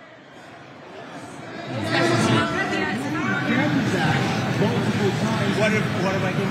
Project 2025. Yeah, I have nothing to do with Project 2025. What did you think of the moderators' fact-checking you throughout the debate? Well, I think the moderators were very unfair. I actually thought they were just All right. So, Whit, if I could just tell you what we're seeing, because it's probably still hard to hear him. Donald Trump has entered the spin room. He's gaggled with reporters. He came over to our camera just a few moments ago, and now he's walked over to the corner there to another section of the gaggle here. It's hard to see him. I'm going to try to keep the camera on Donald Trump as much as we can, although there's a sea of heads to get in here. Here he comes, Whit. Hold on. Mr. President, over here, Mr. President. He's going over there. Andrea's got him.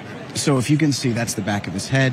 He's walked into the spin room. This was an unannounced visit, Whit. He has said numerous things about the debate, the top line being that he believes that he won. He talked about polls that we're not certain of where they exactly came from as showing him up in the race. But point being is Donald Trump has made this unscheduled appearance here to the spin room to say that he won, but he got asked the question, why be here in the spin room if you believe this was a clean win? And he didn't really fully answer that. All right, Jay, forgive me as we're following everything. Former President Trump right there in the spin room. We are going to step away from this just for a second. We'll come back if anything happens. But we want to talk to our Republican and Democratic strategists, Reince Priebus and Donna Brazile, to get their reaction to everything that's happening. I'm sure there's no surprise to you that he came here to the spin room, wanted to take over and be the center of the floor. But Donna Brazile, let's start with you, because obviously this was a big moment for both candidates, a pivotal moment. Donald Trump says that he won the debate and that Kamala Harris lost badly. How do you see it tonight? Once again, the President of the United States, the former president, is once again just making it up as he go along. Look, I've never seen a candidate walk into a spin room to try to control the conversation when he fumbled, when he wasn't able to deliver. He ran it. He went back to his rally notes. He had nothing to offer the American people. And even when he got a second bite at the apple, something he didn't even deserve in the conversation, he brought us back to his dangerous, distorted realm of being. It was pitiful to watch him. Look, I thought the vice president gave a solid performance. She showed the American people tonight that she has the vision to lead this country. She wants to unite this country. She talked about lowering costs. She talked about what they are doing now and what she plans to do in the future. So I think the vice president should be proud of her performance tonight. She knows she has a lot of work to do. She got to get more people, to rally and to support her candidacy. But you see the former president out there trying to get the media to pay attention to him. The vice president say, let's pay attention to the American people. They deserve better. Let's bring in Reince Priebus, because Reince, earlier this evening when we were talking before the debate, the recommendation that you gave, or the advice that you said that you would give the former president, was for him to not take the bait and to stay focused on the issues. There were a few moments there when Kamala Harris was able to get under his skin, specifically when she was talking about crowd sizes and things like that. How do you think the former president did? Well, I think she did get under his skin a few times. I mean, that's obvious. But the fact of the matter is, I don't think Donald Trump's numbers change at all. And I think the big mistake that Kamala Harris made is she didn't address head on the biggest issue in the race, which is the economy, the cost of living. She had nothing to say on immigration. She had no answer when she was asked about defunding the police. She had nothing to say about the families that were lost in Afghanistan. So I think those are opportunities lost. I do think that the President Trump anyway, closed very well when he said, look, you work in the White House every day and you talk about the things that you want to do. Why don't you do the things now that you work in the White House? And so I thought that was a strong ending. Whether or not anyone was moved tonight is another story, because I don't think Trump's numbers move, and I actually don't think Kamala Harris addressed the most important issues in the race. Getting Trump mad about crowd sizes and all these other things, it's not going to move any voters at all. Reince Priebus, Donna Brazile, thank you so much. We appreciate it. All right, we do want to bring in Tulsi Gabbard, former Congresswoman and Trump campaign advisor. She is joining us here in the spin room. And Tulsi, it's good to see you. Thank you. You have a unique perspective here, because not only have you debated against Kamala Harris, but you were once a Democrat. Now you support former President Trump, and you helped him with some of his debate prep. How do you think the evening went, and did you see some of the things that you discussed before the debate play out in real time tonight? President Trump kept this debate very focused on the issues that matter most to the American people. And I think, to me, when you look at this debate, that was the biggest contrast, is that President Trump really brought voice to the American people who are concerned about crime on their streets, who are concerned about illegal immigrants, millions of illegal immigrants crossing the border, and how this doesn't just affect the border communities. This is affecting, in a very negative way, communities all across the country. He kept coming back to these issues. He kept coming back to the economy and how more and more Americans are continuing to struggle to afford basic necessities, groceries, gas, supplies, things that they are reminded of every single day, that their dollar is going shorter and shorter. It doesn't go as far as it used to be. These are the issues that the American people are most concerned about, and quite frankly, that Kamala Harris not only didn't really speak to or address, but she also didn't recognize and admit the fact that people are in this position today given the Biden-Harris administration's policies, and that they have been the ones in the White House these past 4 years, not Donald Trump. So you talked about immigration and the economy. Those are two issues that voters have trusted, at least in the polling shows they trust Trump a bit more. But one area where he's been vulnerable has been abortion. And we heard from Nikki Haley earlier. She suggested that Donald Trump and J.D. Vance need to change the way they speak about women. Tonight, there were some heated exchanges over the issue of abortion. Trump himself has struggled to sort of define where he stands right now. How do you think he handled that part of the debate? I think he clarified and told the truth about a lot of things that Kamala Harris accused him of that were outright lies. She was trying to tell the American people that he supports a federal abortion ban. He does not. She tried to tell the American people that he's trying to ban IVF, something that's personal to me because it's something that my husband and I, for years, tried to start our own family through the use of IVF. It didn't work out for us, works out for a lot of families. President Trump was quick on the draw when that Alabama court ruled, and he immediately said, no, we have to protect IVF, and the Alabama state legislature took action. She continued to say things. She's trying to say he's trying to ban birth control. That is also 100% false. So President Trump, I think, did a good job in clarifying the truth after Kamala Harris continued to lob lie after lie at him, saying things that he stood for that frankly just are not true. Well, the former president made some false claims, too. He said that, there were states that wanted to kill babies after they were born. We fact-checked that a bunch of times, even prior to the debate. There is not a single state in this country that would allow that sort of thing. But I want to ask you about something else. He also made a pretty serious allegation saying that he took a bullet to the head because of the way Democrats, Kamala Harris and Joe Biden, have been talking about him, saying that he's a threat to democracy. You're a former Democrat.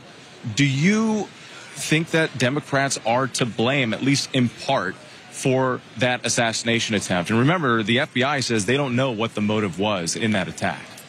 There is no doubt in my mind that those who use such insightful rhetoric as calling Donald Trump the same as our modern day Hitler, not once, not twice, but year after year after year after year, it doesn't take it shouldn't take an FBI investigator to add 1 + 1 = 2. People always say, well, what would you have done if you were in a position where you could have stopped Hitler back during World War II? To think that any person watching them call Donald Trump today's modern day Hitler wouldn't take it upon themselves to say, hey, maybe I should be that hero to go and take out this man who these people I see on television, who these powerful people in Washington are saying is our modern day Hitler, then you're not actually living in the real world. There are consequences to using that dangerous, insightful rhetoric, and it would not surprise me to know that it would lead to that very dangerous and tragic situation. Former Congresswoman Tulsi Gabbard. Thanks, thank you for your time. Nice to talk to you. Nice to talk to you. Let's head out to, we're going to talk more on the issue of immigration right now. Go to ABC News contributor Maria Elena Salinas and ABC News national correspondent Maria Villarreal, who is at the border in El Paso right now. Thank you both for being here. We appreciate it. So from the start of the debate here, former President Trump attacked the Biden administration's policies on immigration. Let's take a listen to at least some of those exchanges. They are taking over the towns. They're taking over buildings. They're going in violently. These are the people that she and Biden led into our country, and they're destroying our country. They're dangerous. Maria, let's start with you because we heard Trump there repeating some claims about a flood of people coming from prisons, jails, mental institutions, stealing American jobs. What should voters know about these claims?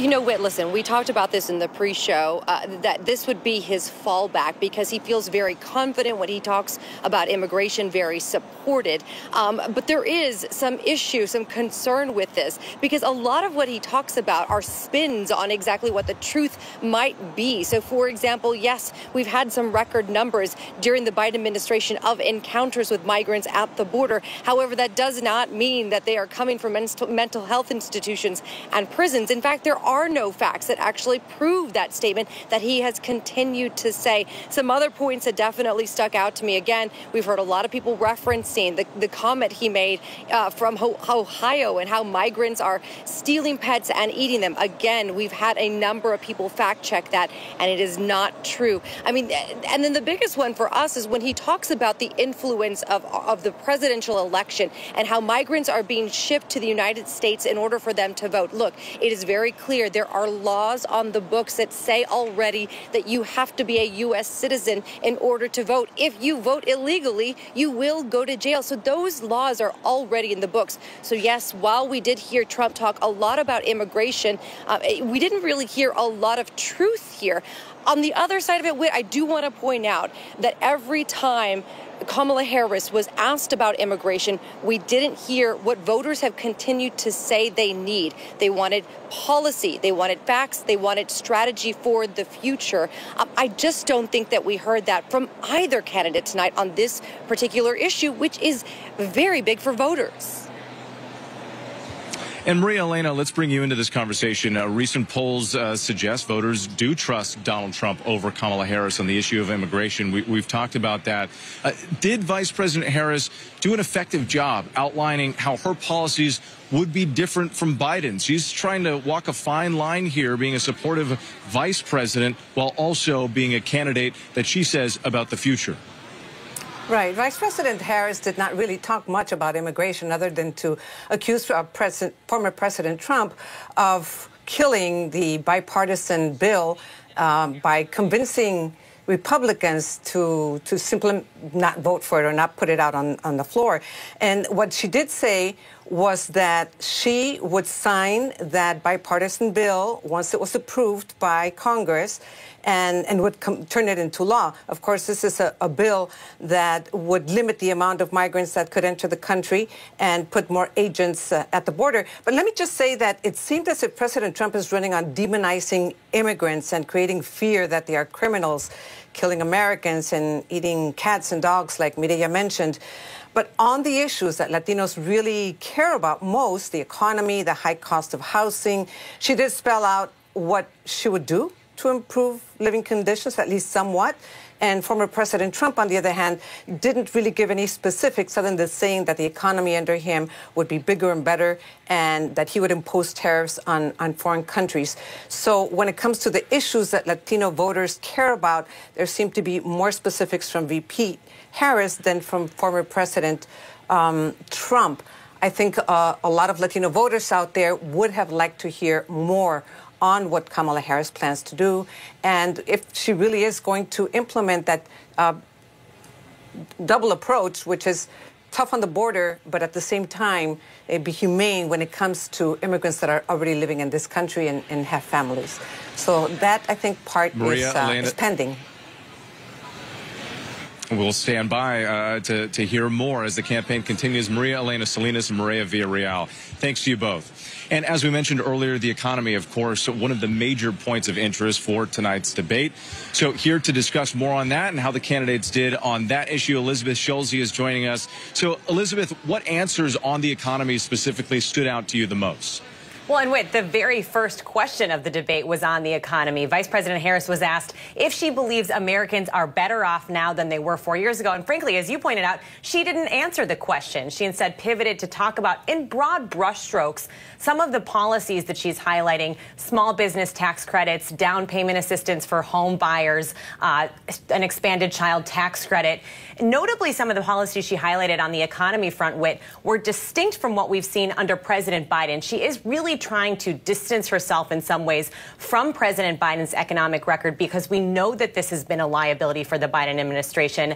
At times, we did see former President Trump attack the Biden administration, and including Vice President Harris's record on the economy. He also doubled down on his plan for more tariffs. But I was also struck with that former President Trump did not go after Vice President Harris more on the issue of inflation. This is one that we know he leads on, he has an edge on, and at times he started going there, but then got sidetracked by some of those personal attacks. When you talk to voters, what they want to know is the answer to that question. They want to answer, are they better off financially now than they were 4 years ago? And will they be better off in 4 years too? And Elizabeth, also, we mentioned that ABC News Ipsos polling earlier that said that voters trusted Donald Trump's ability to handle the economy more than they did for Vice President Harris. How would you grade each of them making their cases today? I mean, you gave us a little bit of a breakdown there, but specifically, I think a lot of voters wanted and were eager for more specifics. Did we get that tonight? If we're trying to give a grade on specifics from either candidate, we did not get that at all. Poor, even failing grade on the policy specific front. In fact, much more of this was about presenting this vision from the for the future from both sides. So we heard Vice President Harris talk about the opportunity economy. She didn't get into a lot of the details about how some of those proposals, for example, would be paid for.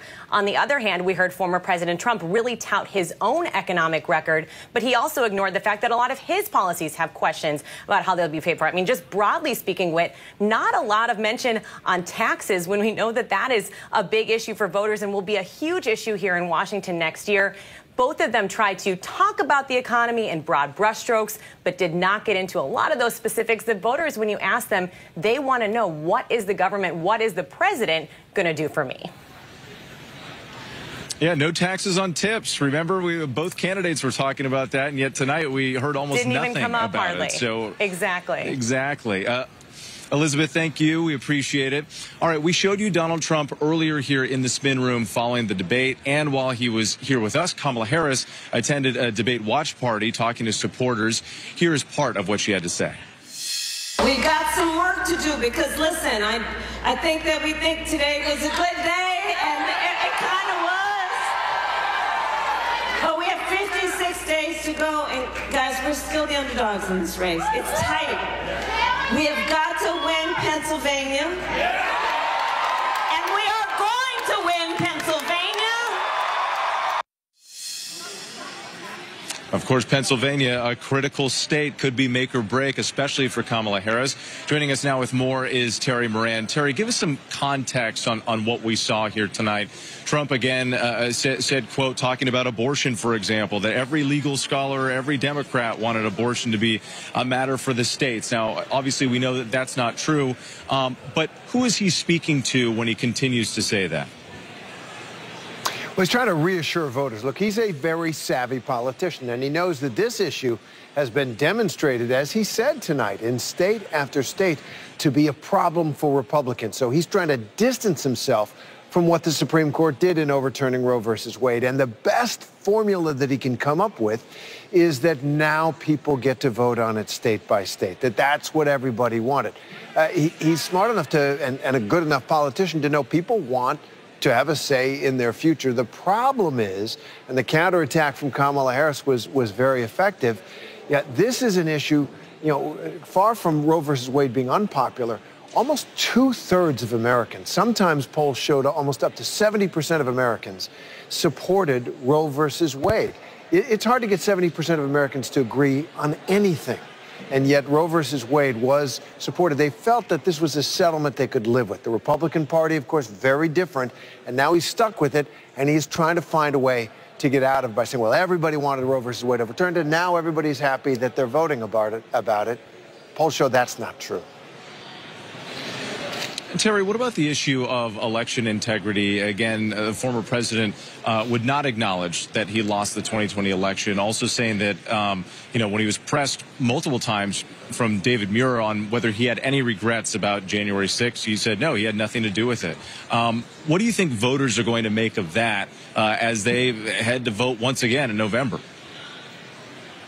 That's really an issue that's baked in. Donald Trump has successfully, in the Republican Party, cemented the notion that there was something wrong with the 2020 election. He believes it was completely stolen, and there are lots of people who believe utter fabrications about mules and stolen votes and things like that.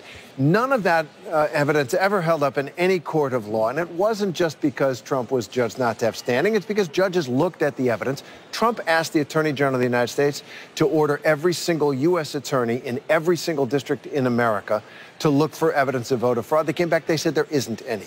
Okay, but what he's trying to do is that in some way that should be rejected. Now his allies say, well, some of the COVID changes to voting practices in the states operated as disadvantaging Republicans, and so that you can reject the election for. But really with Trump, why is a mystery. It's deep in his psychology that he simply cannot acknowledge that he lost. Terry Moran for us. We always appreciate your perspective. Thank you. Let's go ahead and head over to our senior White House correspondent, Selena Wang. Selena, you've been on the floor here in the spin room and recently spoke with California Governor Gavin Newsom. We heard Donald Trump here saying that, he won the debate and Kamala Harris lost badly. I'm assuming the California governor had a very different perspective. Yeah, well, you're right on that, Whit. And Newsom has known Harris for decades. He says that the version of Vice President Harris we saw on the debate stage today is the one that he has known all of these years, strong and commanding and calm. But really, of course, this comes down to the voters. And voters consistently say they want the candidate who's going to bring about the most change. Gavin Newsom believes that Harris delivered that and that this debate did move the needle when it comes to those critical undecided voters in those battleground states. Take a listen to what else the governor told me. It was a terrible night for Donald Trump. It was a great night for freedom and for democracy, liberty, the rule of law, and Kamala Harris. So did she successfully get under Donald Trump's skin? It would, I mean, across the board consistently. Crowd size, he starts talking about dogs and crowd size again, somehow blaming Nancy Pelosi for January 6th. He was consistent with his past, which is unhinged on the issue, offered no compelling vision for the future, talked about himself, didn't talk about you. She consistently talked about you, me, the future of this country, and talked about things the American people care about. And with Governor Newsom, they're referring to some of the false claims that Trump had made, including those inaccurate statements about that Ohio town, claiming falsely that they were stealing and eating their neighbors' pets. And Newsom and other Harris surrogates believe that Harris did exactly what she needed to do to confront the outlandish lies, to bring them to the fore, but also not get dragged down into any rabbit holes and bring it back to her message about the future. Selena Wang, thank you. Let's turn over to, for more on this, we want to bring in our White House correspondent, Mary Alice Parks. And Mary Alice, I'm excited to speak with you because you were actually in the room. There were few journalists allowed inside, so you were there. What were the things that stood out to you? Yeah, I was really honored. I was one of just a few journalists, like you said, that actually got to be in the room. I will tell you one thing that stood out right off the bat, the way that the vice president walked across that stage, really owned the stage by offering her hand in that handshake. She seemed to want to present herself as bigger in that moment, not only offering a handshake, sort of a peace offering in that way, but also really to own the physical space. It was interesting to watch her throughout the night. She moved around her podium quite often, turning to look at the former president, back to camera, folding her hands, unfolding her hands, making many facial expressions as he spoke. Very different from the former president. He directed all of his attention straight into that camera, hardly ever, if ever, glanced across at her. And of course, viewers looking at every single bit of their interactions, their body language, their style, as well as their substance wit. And important to remember, this was the very first time the two of them have actually met in person. So it was quite a moment. Mary Alice Parks, thank you. Well, that is our show for tonight. I'm Whit Johnson here in the spin room of the first and potentially the only debate between Kamala Harris and former President Donald Trump. We'll see. They're already talking about the possibility of another. But what a night it was. Thank you so much for joining us here all evening long. ABC News Live is here for you all night with the latest news, context, and analysis. You can always find us on Disney+, Hulu, Roku, and wherever you might stream. Keep it right here on ABC News Live. Have a great night.